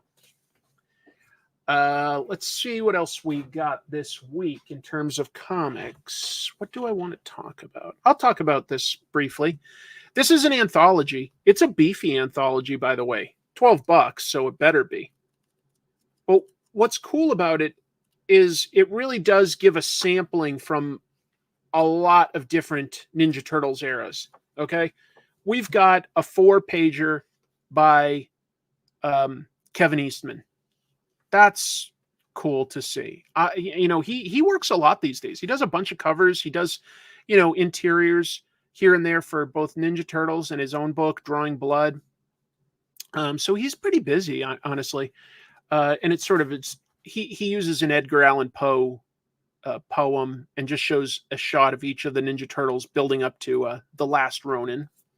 So that's cool to see that represented, both The Last Ronin and the original Ninja Turtles. We've also got old school Mirage story by Jim Lawson. Jim Lawson was one of the guys that would do things like Tales of the Ninja Turtles at Mirage Studios. So that's cool. We've got another story by one of the people at Mirage. Who was this one again? Sorry. I'm bad at names. You guys know that. Oh, maybe it tells me at the beginning.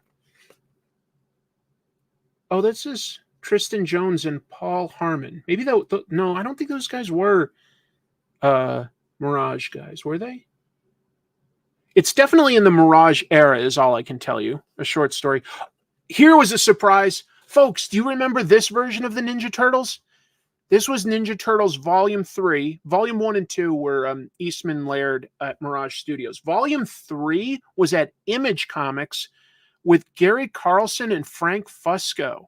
And I never expected to see a new, even short story in this world. Donatello had been almost killed and put into this robot cyborg body. Raphael had his face half melted off, and so he ran around in Casey Jones's mask. Splinter got transformed into a wild bat. So things went crazy with that. It's really fun to see that represented again. This is all nostalgia. These are all short stories, so you're either going to be nostalgic for these eras or not.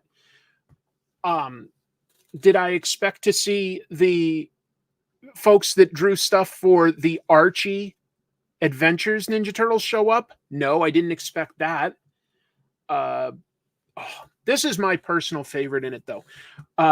Two of the guys that worked on the, I want to say 2005 animated series, Kerry Randolph and Emilio Lopez.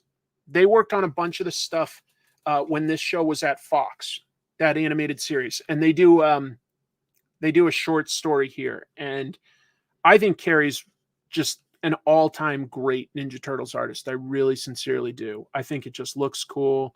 I think that Emilio is one of his best colorists, really emphasizes the roundness and the animated style in a fantastic way. They're a great, great team. And it's just cool to see that some people that worked on the actual animated show, but also have a comics background, did this. Love that. On a similar note, look at this. Ciro Nieli. He's one of the guys that did the Nickelodeon animated show.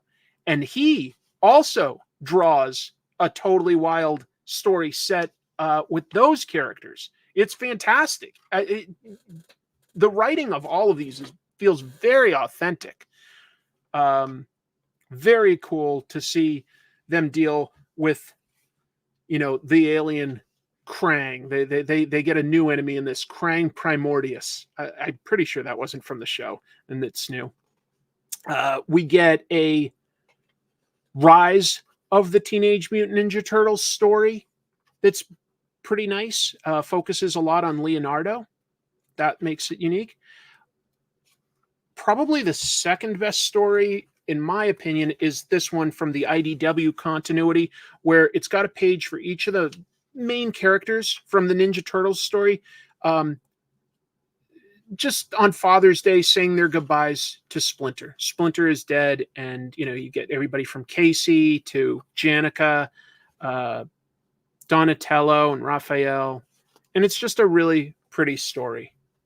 And finally, another story from the IDW era where the spirit of Oroku Saki, the original Shredder, is teaching them how to potentially use some of their psychic abilities. So a lot of different stuff, folks. A lot of different stuff. They're all short stories, but it is amazing to see so many eras of Ninja Turtles represented. Yeah, this is just a one shot. After this, we're staying in the existing continuity, but there's a fresh start. There's a time skip forward, and Jason Aaron is writing a new ongoing Ninja Turtles. So anthologies can be hit and miss by their very nature. I think overall this is a very strong one. I really do love it. Love a lot of it. Plus this cover, I guess, was an old sketch by Peter Laird that Eastman inked for it. So that's kind of cool to see the original creators back on their creation. And who would have guessed 40 years, like such an out there weird concept, but boy, is it connected with people across a bunch of different generations.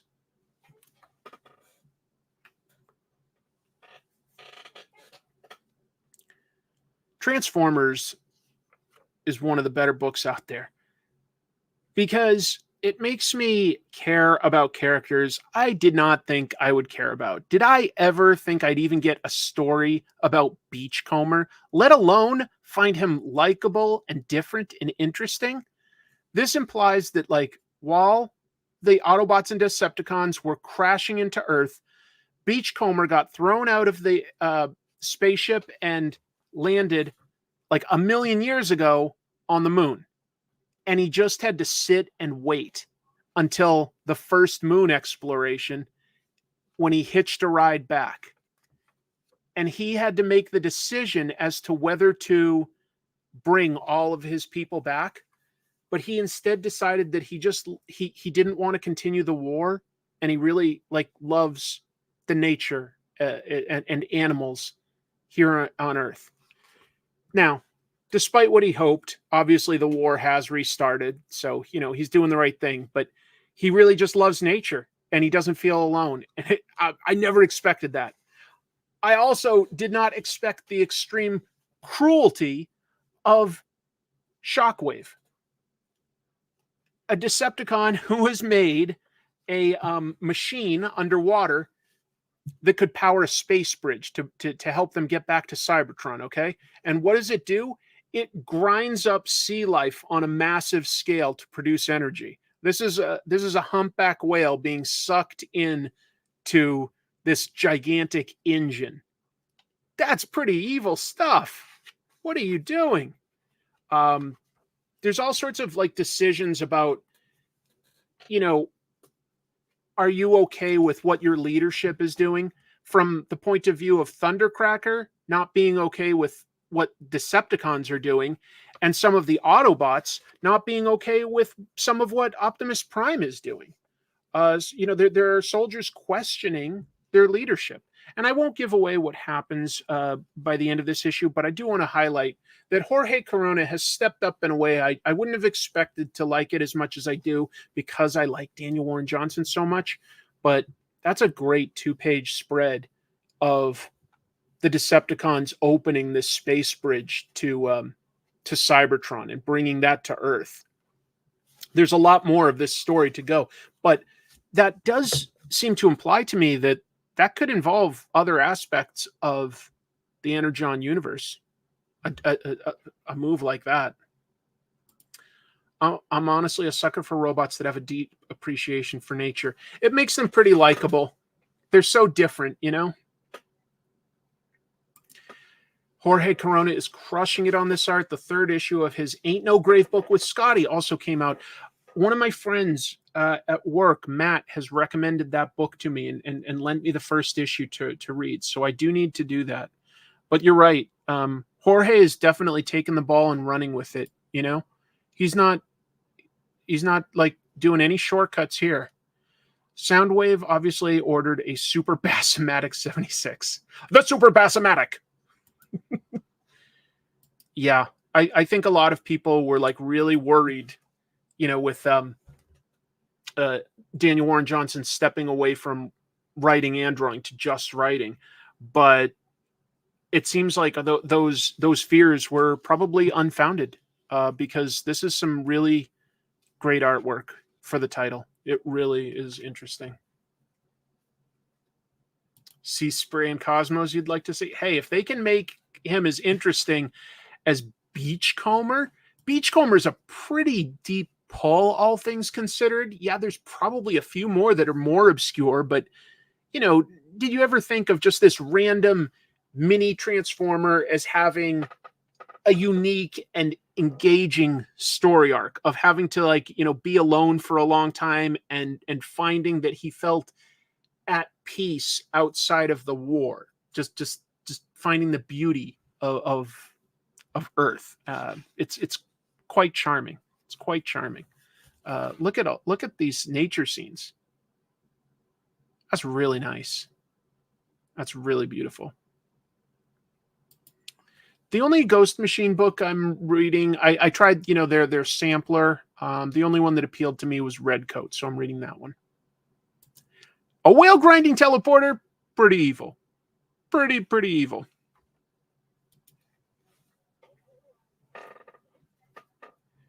I don't have lots to say about the rest of these books. I'll stick with the Ultimates. I guess I like this more than, say, X-Men, but I also wasn't super engaged with it, and that's because of the setting. In this, the Ultimates go up against a villain named Midas, who has been put in charge of America. Yeah, we're in such a sci-fi world that even though it's sort of on the surface looks like ours, this is a world that has been perverted from many decades in the past by a supervillain called the Maker.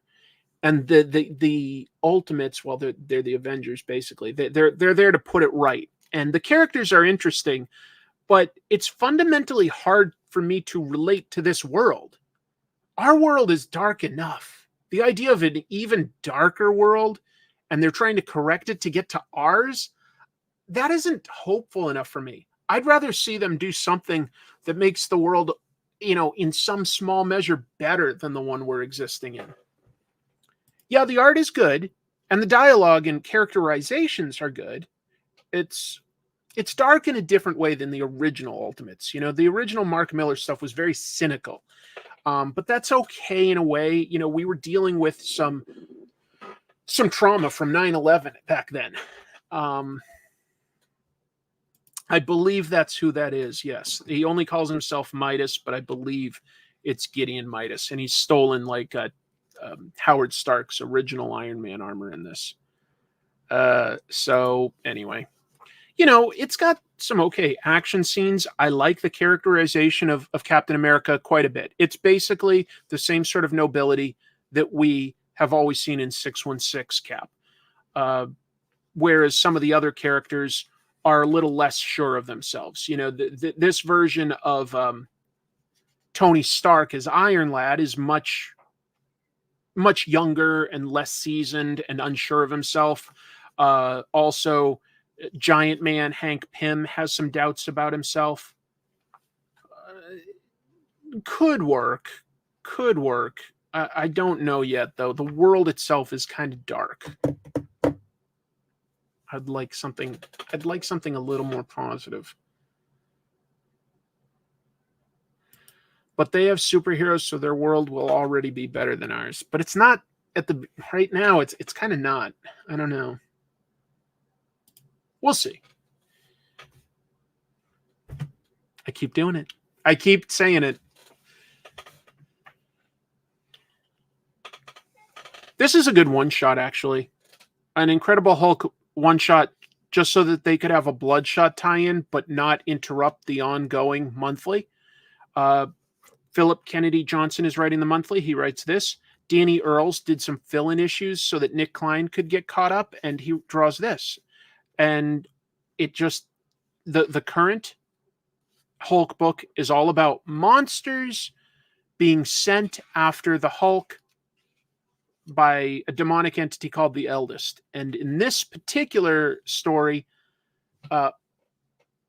Bruce Banner comes across a town that's used to film like westerns. It looks at first like a ghost town, but no, it's a film set. Except, like in the deserts nearby, there are vampires that live underground, and what they've been doing to feed is they're near the border, so they like immigrants that are trying to cross the border. They've been like pulling underground and eating for like generations. That's some scary stuff. Underground vampires. But now, of course, we're in Blood Hunt, and the whole central premise is the vampires have covered the world in darkness, so those vampires can finally come out, and it gets pretty nutty. I like it. Blood Hunt, I said blood shot. Oh, I guess I must have meant a one-shot Blood Hunt. It's fun. Mafood is right. Ain't no grave is dope. Jim is always right. That's what I've come to realize making a show with him. Oh, we've recorded another episode, folks. First of all, there's a new episode on this channel from a couple days ago. What's the latest one that we uploaded? Oh, yeah, that's the one where we talk about humanoids from the deep and the Japanese movie House. I recommend it. And then we've recorded another, and I won't tell you what that one's about yet. Moon Man, I respect a lot of the ideas in this, but I'm not super into it yet. It's moving too slowly for me. I'd like to see, there's a lot of family drama stuff, and it's good, but there's it needs to be balanced with a little bit more action in unique ways. Show me these powers, show me the character getting used to that and dealing with resolving at least one sort of problem with his powers or something else every issue. Instead, it's a lot of drama in a sci-fi environment. The characters are interesting, and we do get some action, but I'd like more. I'd like more of this. And pacing wise, I feel like that this is more of a closing scene. I need the middle pages here to be action in a book like this, because this is a sci-fi premise with a guy operating kind of like a superhero. Look, I'm not saying I can do it better. I'm just saying I wish it had different pacing. I like the art. I like the characters, but there's too much of it, and it isn't going fast enough for me for this genre. Maybe that'll read better in trade paperback. Maybe. So, just some quick thoughts. I've been drawing a commission here, which I might work on a little bit in a second. It's for a role-playing game set in the 80s. So I'm having the perspective is from the point of view of somebody adjusting their rear view mirror, and they're seeing, an 80s car drive by the city streets. So I've got this will be sort of just wet rain, and that's the perspective line of stores and trees. But we'll see. Oh, it's not that I've given up. There's a lot of stuff that I'd love to do. Trust me, YouTube is great. It pays the bills, but not much more. I really don't have the money to pay the artists at the level that I want to have to do some of these things. I've got some very specific ideas. So just something I'm thinking of. But you know what? You know what would be fun for me? I also got those blind box transformers, and I just really want to build one real quick. I want to show you guys these new things. They're called Blokees, and they're blind bags.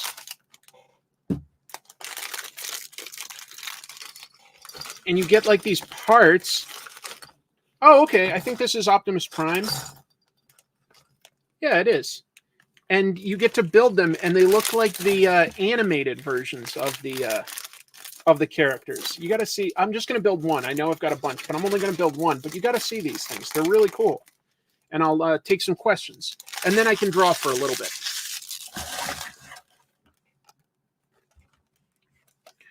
I can hear aha when I see that message. Because I don't have the time to draw it myself. Like I'm working every day. If I had the time to draw it myself, trust me, you'd also be getting weekly episodes of Comic Tropes, but I cannot get it done that fast. I really wish. I really wish. All right, so let's see. First, we need to have some shoulder joints for this guy, for Optimus. I'm going to build this real quick. How much are these, asks Rami. About $7. About $7, I think. And it's a blind purchase, so, you know, I don't know who you'll get. You know, it might be Ironhide or Prowl or Jazz. Might be bad guy like Skywarp or Thundercracker or Megatron. But, yeah, they're just all sort of based on the cartoon look of these characters as compared to being accurate to the toys, the original toys or anything. A lot of them build the same way, but they have slight variations that make it fun. It's just a little model kit. I just wanted to give you an idea of it because I got a kick out of these. Maybe you not so much. I don't know. Let me see what I can do here. Having trouble lining this up. You know what? I got to do it the other way around. I got to do the back first. You do have to be somewhat precise. You do have to be a little precise. Come on. There we go. What questions do we have this week? What questions? Appreciate y'all being here, though. It makes it a lot more fun to talk comics with other folks that love comics.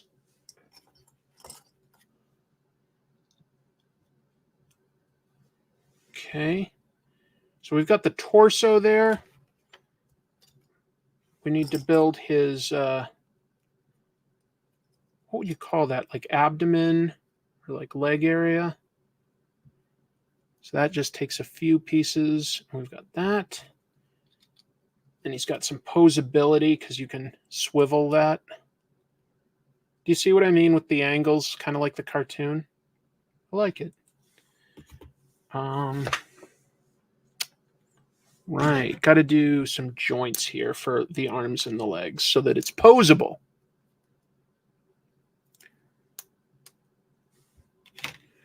So that it's posable. Anybody else out there drawing right now? And if so, what? Like something for yourself, just a sketch, something you've been hired for? Just always curious what people are doing. Art-wise.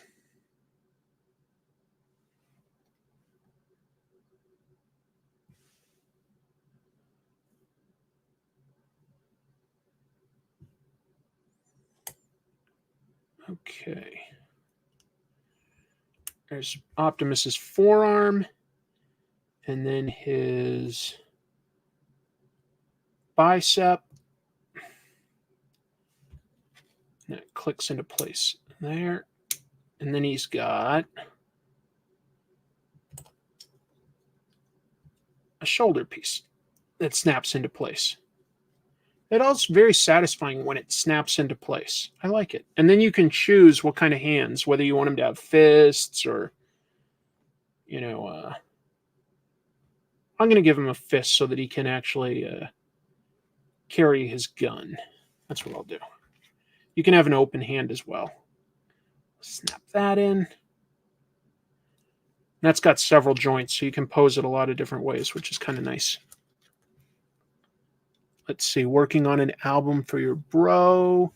Your daughter is drawing manga. I draw a picture for a lady I'm dating who's a big fan of Steven Universe, painting 40K miniatures, doodling a fox. Let's see. So sleepy. I'm hitting the hay, but question, are you going to air another live promote your comic stream? Yeah, I think I'll keep doing that. Like, you know, every 5-6 weeks.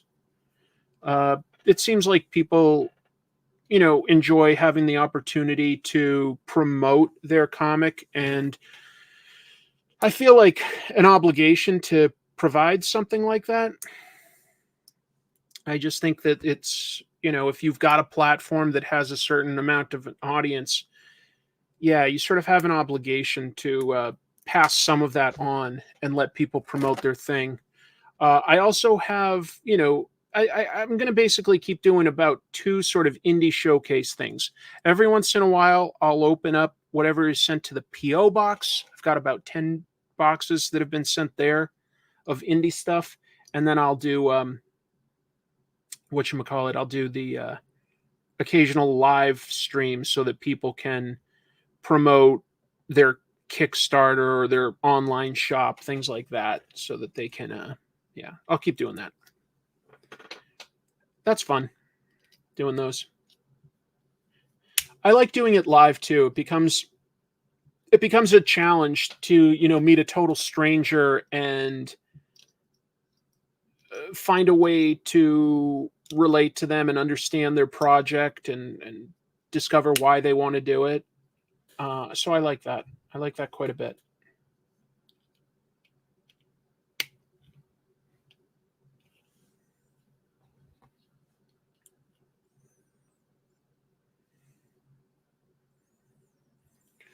Lots of artists here. Yes, it seems like there are.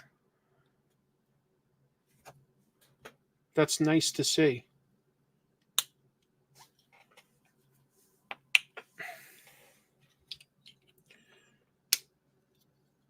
I think that, you know, comic book readers are going to be different than a lot of other art forms. You know, you might love films or music or reading books. That doesn't always mean that you want to make those things. But I feel like a lot of people that read comics would love to make them as well on some level. Yeah. Doesn't mean that everybody will try to or everybody can. I'm just saying that a lot of people seem to want to do that.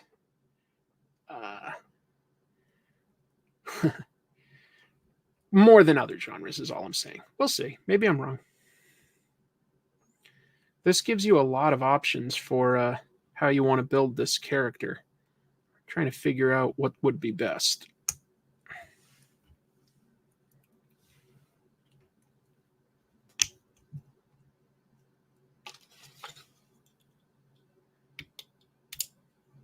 Almost done, though. It doesn't take very long to make. Got this sort of pointing finger. I think that's kind of cool. Where's his shoulder? There it is.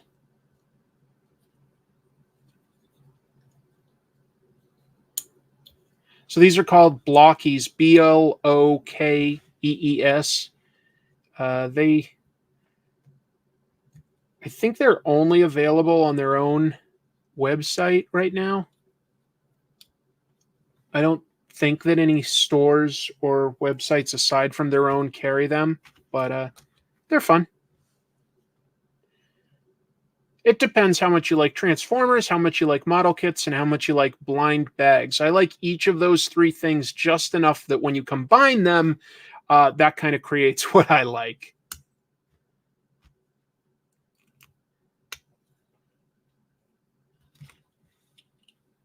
We're getting close here.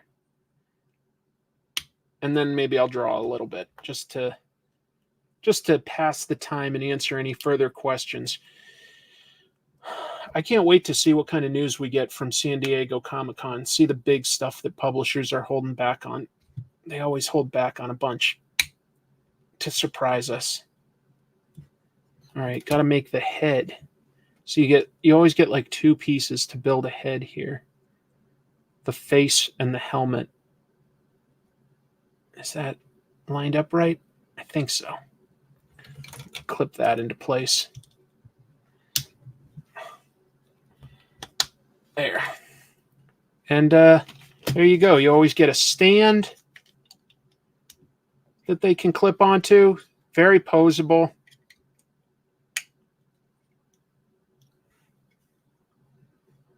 Kind of cool. And it looks like Prime actually also comes with his energy axe, so you could pop out his hand and put that there too, if that appeals.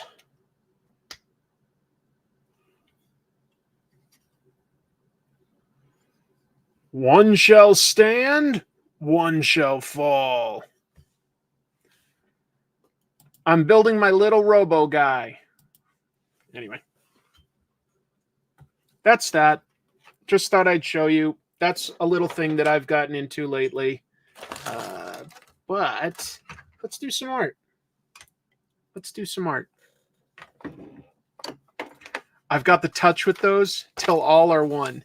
Where did you get him from? Again, you have to look up Blokees, their website here.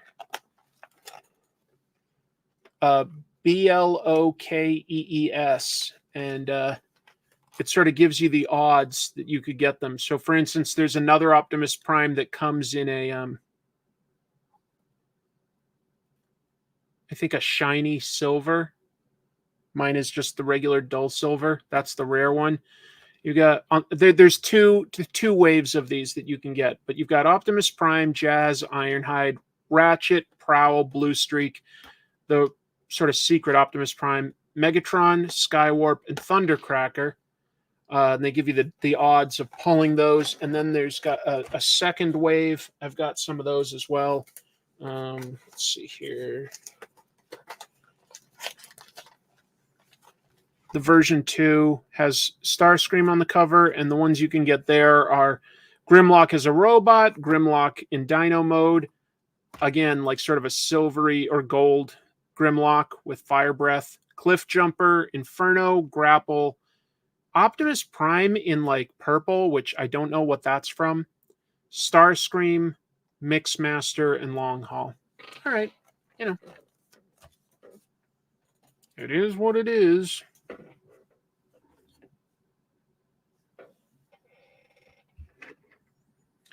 People make comics because it's cheaper. That might be true, but it's the same amount of work. Oh, they're kind of all classic Generation 1 characters. Saw a row of Gashapon vending machines at the local mall here in Wichita today, and it reminded me of your old contests and cold opens. Thanks, Master Shake. That's fun. They actually opened up a Gachapon section in the grocery store Wajimaya in Seattle. So, yeah, I've also been messing around with those. Well, just once, but I like that stuff. Yeah. I likey. Me do. So I've mostly got this car figured out. But I need to get some of the background fleshed out. So that's what we're going to do right now, at least a little.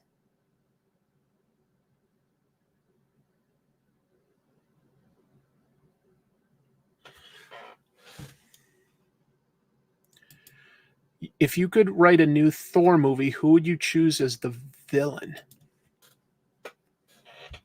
Let me think for a minute. Who they haven't used that would still be good. Oh, Zarko the Tomorrow Man. No. Nobody wants that. Who would be a good other Thor villain? Well, maybe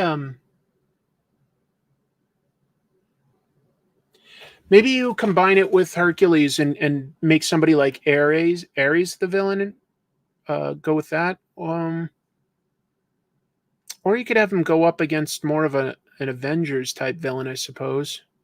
Who would be good though? Actually, I don't think they did a good job with Malekith. Unfortunately, I think Malekith is one of the better villains. Oh, you know what? Yeah, actually, Enchantress would probably be the best one to use right now. Yeah, I think Enchantress is a really good villain. I would like that. Yeah. Cobra and Hyde, says Robbie Rosari.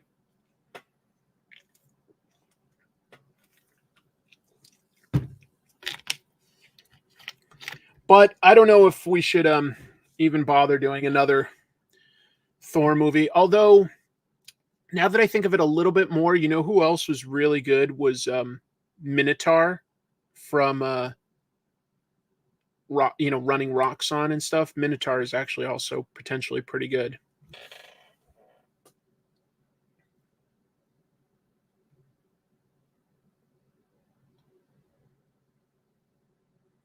Could do Ymir. I don't know if that would be interesting enough as like, somebody that I don't know. Yeah, it's tricky. I would like to see Armor Wars done. And even if you can't do Tony Stark, I think that you could do it with Rhodey. And I think that we had that announced a while ago and it still hasn't happened, but I feel like Armor Wars is actually a really strong idea. You could introduce all these sort of secondary type villains that Iron Man always had, Blizzard and Crossfire and stuff like that, and just throw them all out there as characters that Rhodey has to round up because the technology has gotten out there into the criminal underworld. Mangog is powerful, so there could be something fun there. Thor versus Dynamite Thor. You could do that. I think that the last movie, if it was really treated as more of a quest movie without feeling the need to jam too many things in, could have worked really well. Yeah, Gore was well played by Christian Bale, but the rest of the movie was a little too silly. Yeah, that's what I mean with Minotaur. Dario Auger, same guy. Could be good. Yeah, definitely. Enchantress could, I don't know, take control of all these warriors that are in Valhalla. That would be fun.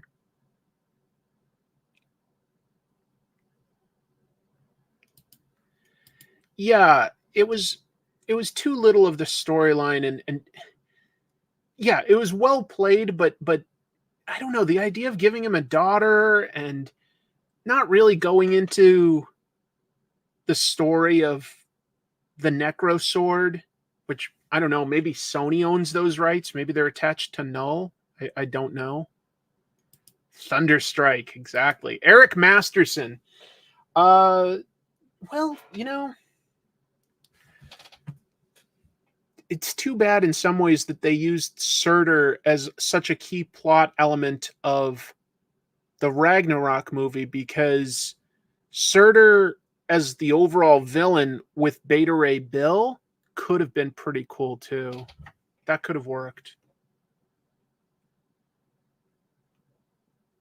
Yeah, it would have been nice to see Beta Ray Bill. Really good character.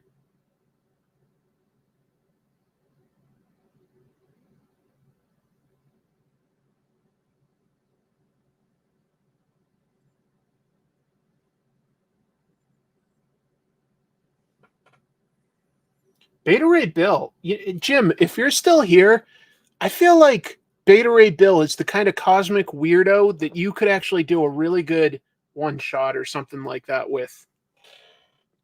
Jimmy Mafood. I don't know. I don't know if you feel any particular kinship or interest with that character, but I just thinking about it, like I would like to see it sort of a Silver Surfer type story, but with maybe a character who's a little weirder looking. I feel like you could do a really good looking Beta Ray Bill. I would like to see that.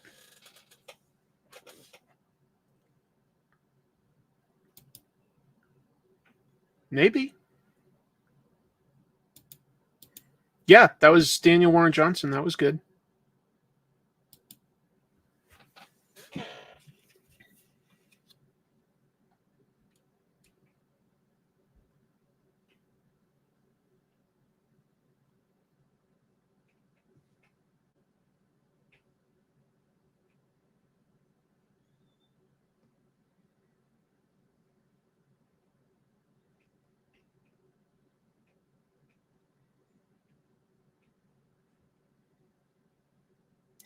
But now that I say it, I know that like Jim has a bunch of his own projects that probably preclude him from something like that. It's just that all of a sudden I thought of it and I was like, I want a Jim Mahfood Beta Ray Bill book.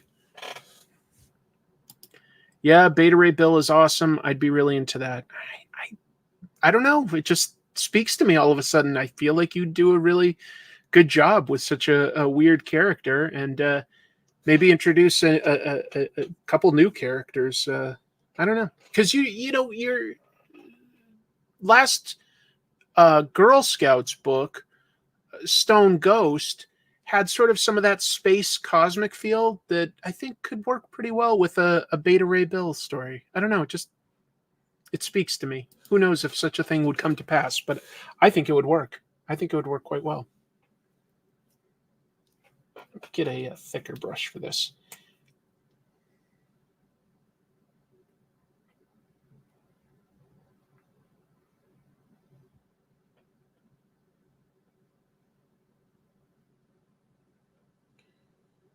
Anybody have their dinner already? What should I have tonight?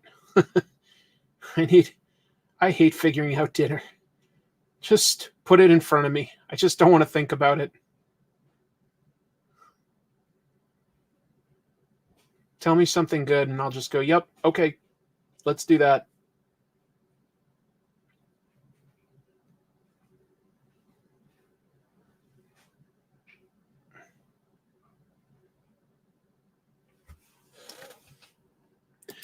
Random. Favorite EC artists?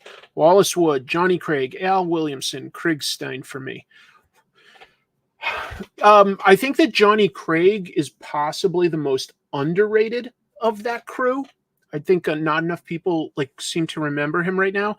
I think Jack Davis also gets remembered mostly as a comedy guy from his Mad work, but Jack Davis could draw a hell of a war story or a horror story. But I think overall, I'd probably keep coming back to Wallace Wood. I probably would. Oh, yeah, Factory. That could be good. Zips? I don't think I know Zips. How much will you pay me to make you a dinner? I'll pay you in kisses. Let's see. Something super fun about cosmic weirdness. Lots of options there. Marvel, give me a call. Hopefully you guys are pretty familiar with Jim's work. You know, like he does some great mixed media stuff. I'm going to pause and give him a little bit of a plug because, you know, he's my co-host on this channel of Trash Movie Bonanza. And I want to pivot from talking about Jim's work to somebody else. So it's not all about Jim, but yeah, this is a really great book. And I'm pretty sure Jim has some new copies in stock for going to like Dragon Con and maybe New York Comic Con. It's a pop-up book and gives you a good idea of sort of like, you know, what Jim can do. But what I like is let's look at this. And do you see how like, you know, Jim uses mixed media with like, you know, spatter and probably like some whiteout up here, smudged paint, watercolors over here. On the rainbow, as well as like, you know, pen and ink and stuff. So Jim works with mixed media. You know, I think a lot of great artists in comics have been known to do stuff like that. Here, it's probably better if I do it like this. Ready? It's kind of cool, right? One of my favorites is Bill Sienkiewicz, and I'm pretty sure that for Jim too, you know, like we both really love Bill Sienkiewicz. There's a great Tank Girl piece. How brilliant is this book? But lots of cool mixed media stuff, and I think that that's something that Jim actually does very well. He, by the way, as long as I'm talking about this, let me plug that Jim now does a show with his buddy Sean Crystal on the Ink Pulp YouTube channel. They do a live show on Wednesdays where they've got a theme and they draw, and you can see him use some of this mixed media. I think what he did with Ninja Turtles this past week was really fun and cool. Look at that. Look at that. But you know what I just saw another artist do with some mixed media paint stuff is, and I think it's working quite well. Daniel Warren Johnson. Daniel Warren Johnson on Instagram has been posting some new pieces that he's, I think, getting ready for San Diego Comic-Con, like original art to Transformers and things like that. And he's he's done watercolor before, but I'm pretty sure he's using like spray paint and stuff like that for some of the backgrounds of what he's doing. And I really like it. It also makes, when you use like a little bit of whiteout on top of like really vibrant spray paint backgrounds, it makes it look like metal glinting in some really interesting ways. Chris, how much time do you spend reading comics, and do you set a specific amount of time away each day to do so? I would not say I do it each day. Thank you for the super chat. I would say it depends on like how much work I have, but I would say each week I probably set aside at least 3 hours to read comics, probably closer to 6, but at least 3. I wish I had even more, and I'm talking a week. I am not talking a day. I'm not talking a day. There are times where that number goes way up when I'm doing certain that's the thing. Now that I'm thinking of it, like my research for episodes probably skews that higher, and I'm not really counting that.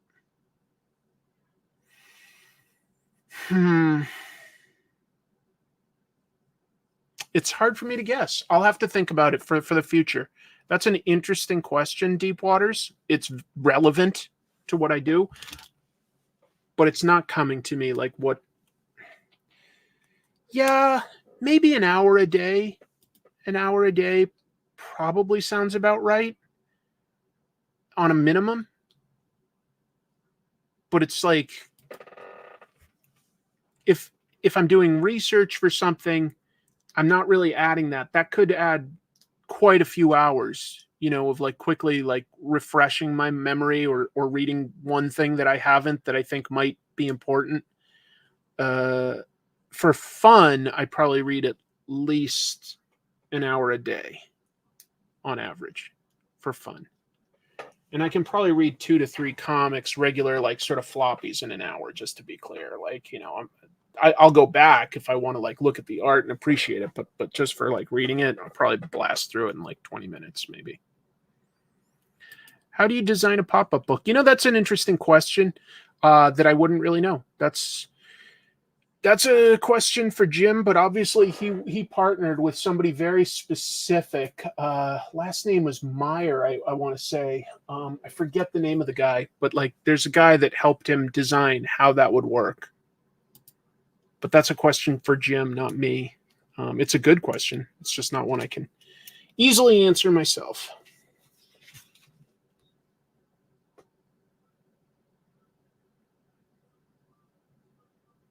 So some of you will recognize that this is a Toyota 86, an AE 86 Trueno, although I'm not 100% getting it to look like the real car. I'm mostly going for that, but not 100% because I don't know if there's any legalities there. So I've intentionally changed a few details here. But yeah, I'm doing this, like I say, for my friend's role-playing game. It's set in the 80s, so I'm very specifically drawing an 80s looking car in a street that is probably Miami-esque. Oh, speaking of Miami and Jimmy Mafood, he also has this older book that he did with Joe Casey, Miami Vice Remix. That's a pretty wild take on Miami stuff. Look at this. See, all you had to do, Jim, was talk about shitty movies with me, and I'll promote you nonstop. I don't know if that is going to help or not, but if you guys haven't read some of this stuff, Jim's a unique voice in comics, and it's really been fun getting to know him better. It's really nice. Oh, here we go. Jim answers Kevin's question about the pop-up stuff, saying, my buddy Ross at Proposition Press did all the hard work and figured out all the constructions. So Jim did the art, and I guess his buddy Ross figured out how to actually make it work. But it is a great book. It's a great, really unique book. Greetings from South Korea. Look at that. Thanks for the awesome entertainment, Chris. I don't know much in the way of South Korea, or Korean, I should say. I don't know much in the way of Korean. But Gamsabnida, is that like congratulations? Anyway. I think that's it. Anyang for like hello, like a greeting, I think.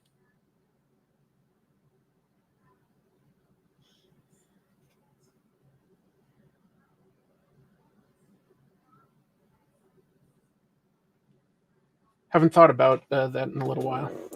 Boy, I'd love to visit South Korea. There's a lot of countries I'd love to visit. A lot. But that's up there. It is up there for sure. Yeah, the pop-up headlights. That was just a thing that for a little while... Oh, it's thank you. Okay, then I was saying the right thing. I was trying to say thank you to you, and that was what was coming into my head, and then I started second-guessing myself at the last second. Let's see. There are rumors Marvel Studios wants to do a Sif miniseries, and comics fans have floated the idea of making Beta Ray Bill the love interest, but on a TV budget, it'll need to be a mix of CG and practical. Well, yes and no. I mean, they did make She-Hulk as a completely CG character for quite a bit of that show. You just have to balance it out and like have a lot more about Sif than about Beta Ray Bill, but you could do that probably. They could probably do that for like a 6 to 8 episode series if they wanted to. I always need it, so thank you. Always need it. But yeah, you're right. Like the Mazda RX-7s, the AE86, what do you call them? Camrys, or was it the Corolla? There were a bunch of Corvettes that were doing it. Yeah.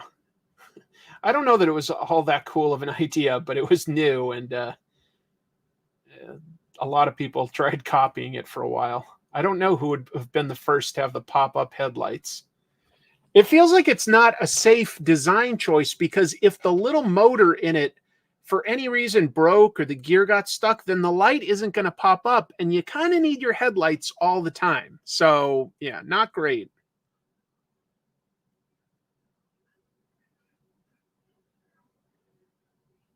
The Pontiac Fiero. They probably did spend too much, but I'll tell you, I like She-Hulk a lot, and I like Tatiana Maslany a lot, so I was just sort of the right person for that show. You know, I was the right person. I liked it. It was doing all the things it needed to get my vote early on.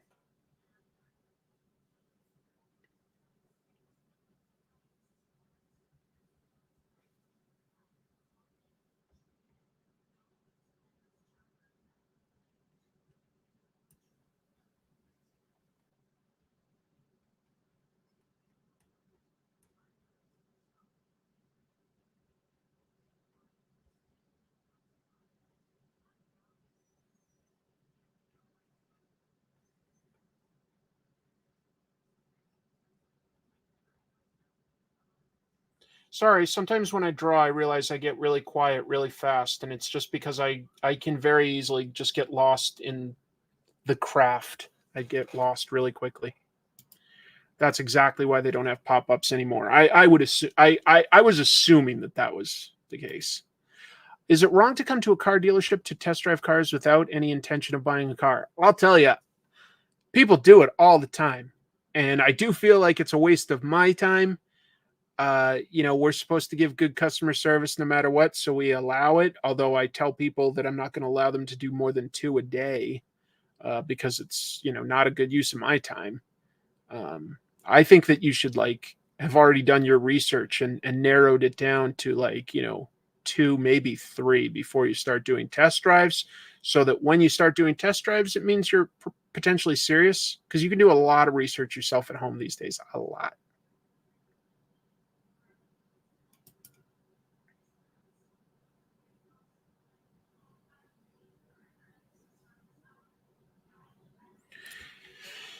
But it happens every single day.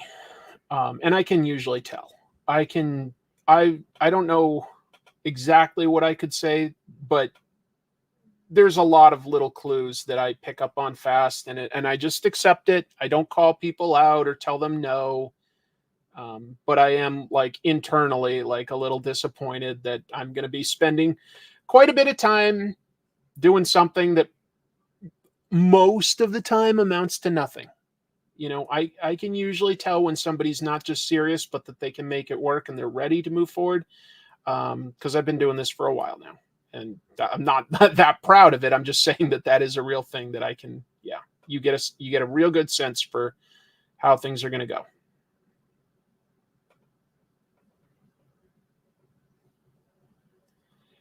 I never thought that this would be my life.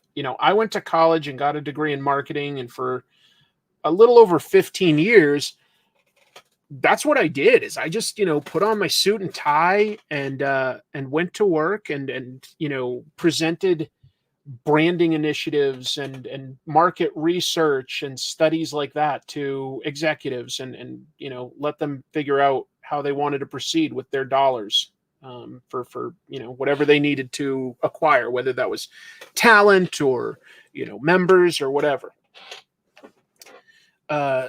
Yes, Christopher, I will do some stippling actually, and so that's what I did, and that's what I got my degree in, and that's what I thought I would always just sort of do. And then I'd worked at a place for over 10 years, and I was very comfortable there, but I was offered a new job in Seattle, and that's where my wife is originally from, and we were together at the time.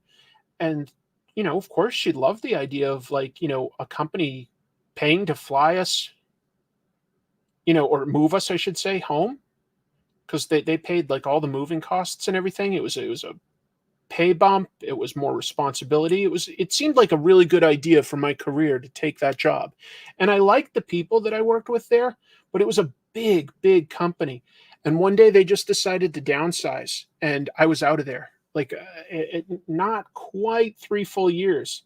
And now I had to like figure it out, and I had no real connections to network out here.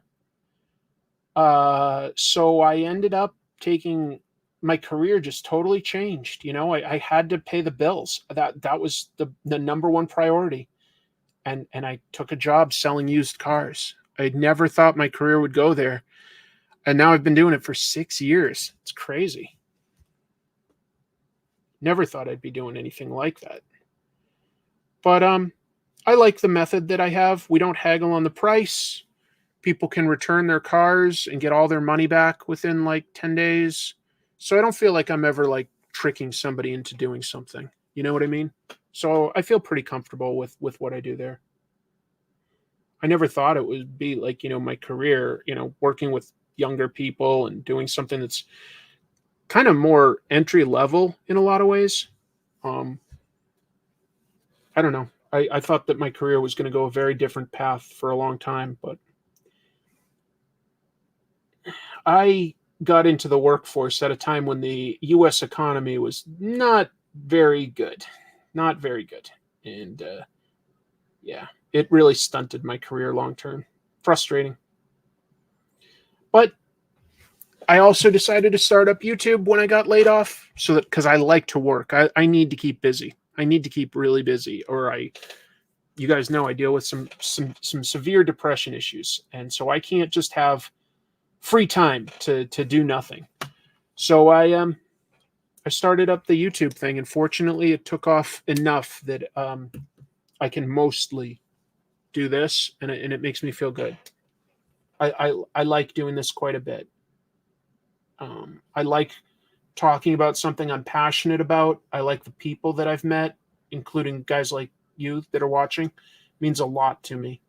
So yeah, overall, I wished I had started something like YouTube even earlier, because I love it. I not everything about it. Trust me, there are some tough parts to it, but I'm just saying I wish I'd started even sooner. Just gotten in on the ground floor, more or less.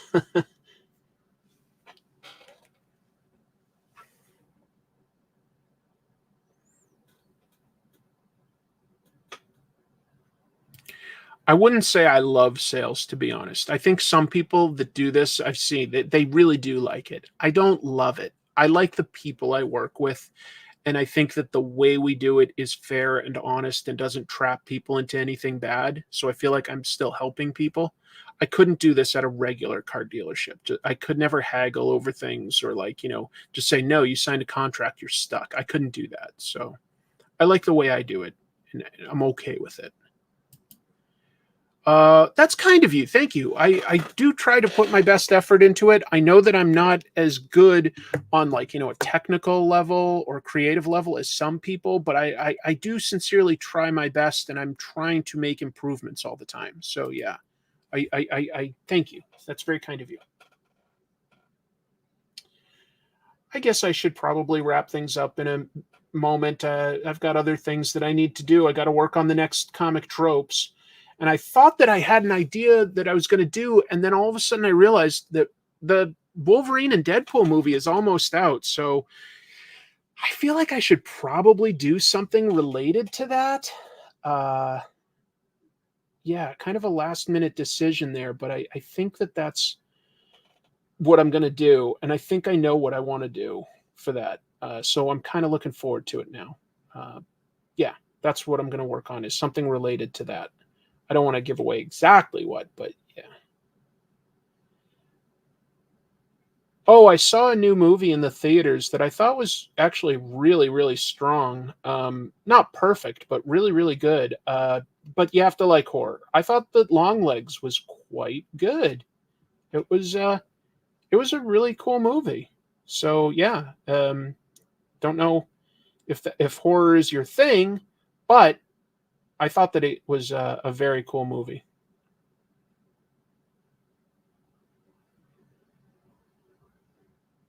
So it gets my recommend. I'm not trying to tell you that it's like a masterpiece. It's perfect. I'm just saying it's quite well done. It's really good. It's effectively disturbing throughout. Like it just has a tone to it that's really well done. So that's all. No Nose Wolverine could be an idea, but no. Your channel has helped me grow over the past years to appreciate more Western comics. For a time, I only read manga, but now I read both, and it's helped me grow as an artist and a reader. I think that, you're always doing yourself a favor to expose yourself to as many different types of stories as possible, to distill lots of different ideas, philosophies, and art styles into something that's basically original. Nice to hear. Oh, thank you. Yeah, if you haven't seen it, I did do an episode on comic tropes that came out over the weekend about Mike Zeck, an artist that I'm a big, big fan of because he was just somebody that influenced me early on, was like an early name that I started to recognize and whose work spoke to me in a big way. So thank you. That means a lot to hear something nice about it. Yeah, it's not perfect, but I'm proud of it. The only thing I wish I'd thought of was I really wish I'd included a segment discussing how Mike Zeck's artwork looked with some of the best inkers that he worked with. I should have talked more about somebody like John Beatty, and then compared it to maybe say an inker like I'm pretty sure he worked with Klaus Janson. He had another inker that was really good, whose name is eluding me right at this moment, frustratingly, but who gave his work a little bit more of a rounded, like organic style that I really, really liked. Oh, that's so nice. If you're in a position to that, yeah, like even $1 a month on Patreon, like definitely adds up for me and helps me make more episodes and get the bills paid, basically. So that I can keep making more and more episodes. So yeah, like that is definitely the way that helps me the most. Wow, thank you, Pop Culture Guy. Saw the Regal Cinemas Monday night mystery movie tonight called Sing Sing, which is a drama about the New York State actors' rehab program for prisoners. That was a documentary movie, Sing Sing. I don't think I saw that, but I definitely saw a documentary. I think it was like like a 4 or 5 episode documentary show. Oh, you know what I'm thinking of? I'm thinking about one of the New York prisons had a rehab program to get your college degree. That's what I'm thinking of, and that was really good. I can't remember what it's called. Sing Sing is really good. I do find prison fascinating, so yeah, I'm interested. Yeah, he did a story arc on Legends of the Dark Knight that's really cool, and he also did 4 covers for Batman 10 Nights of the Beast that were really cool. That was a really good story arc, but the covers are really dramatic. You know, the thing about Shang-Chi is it had a lot of really talented artists on it. Because you're right, Paul Gulacy, great artist. Mike Zeck, really good artist. Gene Day, forgotten now, I think. But Gene Day did some great work on that book.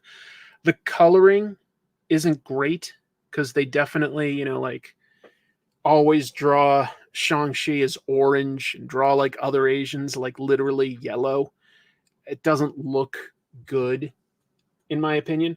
But the stories and the art were pretty good. Better than you might think. I think that's where I'll cap it tonight. Oh, I didn't realize I didn't quite have that framed up. I'm sorry, folks. I just did some background sort of there's meant to be like more like palm trees and a little bit of wet roads. So I got a little bit to do, but you know, it's coming together a little bit. I want to take my time and do my best work. So it might be a little slow, but yeah. Have I read Dreaming Eagles from Garth Ennis? It's a war comic about 2 Tuskegee airmen. I haven't. But I do think that Ennis does some really good war story work, so I'm potentially interested. Well, that was a fun show for me. I just thought of one last thing that I was going to recommend. I recently picked up the Initial D manga, and it's a little more of a like I started drawing the AE86 before I started reading this manga. I don't know how much one influenced the other, to be honest, but I did draw this before I bought this for what it's worth. And I like this. This was a manga, came out in 1995. 1995, and is about street racing and drifting. Honestly, as I read it, I go, oh my goodness. Fast and Furious Tokyo Drift took quite a bit of inspiration from Initial D in the drifting and the mountain scenes. Like, it's straight out of this manga. But what I really like is like a character that seems to be an underachiever and like actually has some real driving skills. Takumi Fujiwara. And you slowly get the idea that he's a really good driver before he goes to the race. But you know that there's a race coming up, a big race. And it's like a question of how is he going to get involved and be motivated to want to race? Because he doesn't want to race for like racing's sake, at least initially. He drives his dad's car to do food deliveries. And he doesn't really know anything about cars, but he has been taught how to drive by his father, who is a great driver, and he doesn't really know that he's a great driver. It's kind of cool. And so you know that he's going to put these skills to use, but it builds. There's some great pacing. There's a lot of story before you even get to that first race. It builds and builds, and you're like, oh, I can't wait to see this guy, you know, not just maybe beat other people, but realize that he has some real talent somewhere and maybe get some direction in life. It's really cool. It's so far, I'm really enjoying this manga. They just started releasing omnibus editions through Kodansha. So like each omnibus basically has like about 2 Tankobon volumes worth. it's a good chunk. It's a good value, I think. Like $23 for all this. And I really like it. You wouldn't think it's so exciting, but if anything, 1995, like now there's a gig economy where people do delivery driving all the time. In 1995, that was a little more rare. He's doing it specifically for his family's or his dad's little restaurant business. It's a legend for a reason. The pacing is so perfect, especially early on. It's been great discovering this. It's really good. Anyway, yeah, I love trying some of these manga that, like, you know, people have talked up forever, and you realize, oh yeah, it's excellent for a reason. The one that I'm having more trouble getting into is JoJo's Bizarre Adventure. I'm into like the second story arc, and I'm still just not feeling it. I don't quite understand yet what people love about it, although the second one's better than the first. We'll see. People want me to do an episode, so I need to read it all. Initial DoorDash, exactly right.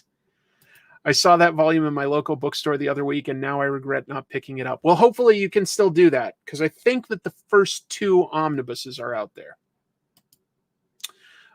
No, I never read the original Viz translation of Battle Angel Alita. Haven't read that book.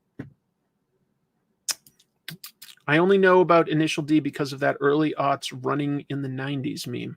I don't know that meme. Anyway, I'm not super into cars, despite the fact that I sell them. But what I like about this is more the character work and the pacing. And it almost doesn't matter. Like, it's just like, I'm not the world's biggest basketball fan, but Slam Dunk, the pacing and the characters make you care about the game itself and the outcome. It's interesting. So I've just been trying to read any manga that's critically acclaimed, and tend not to be too disappointed. It's pretty nice. I'm going to call it a night, folks. I'm going to edit in some chapters as soon as I finish this, but thank you very much. Appreciate all the super chats and the kind words. And again, I'll just plug that there's also the Trash Movie Bonanza show on this channel. We've got 10 episodes out now. No, I think 9 episodes out, and we've recorded 10. And I think it's a fun show that you can enjoy even just listening to, but hopefully watching. Of course, please consider checking out my other channel, Comic Tropes. There's a new episode about Mike Zeck, and I'm proud of it. I hope you'll check it out. Thanks, everybody. Tell you what, normally you might only get 1 salute, right? Right? But tonight, no, you get 2. Boop. See? You earned it. Thanks, everybody. Take care.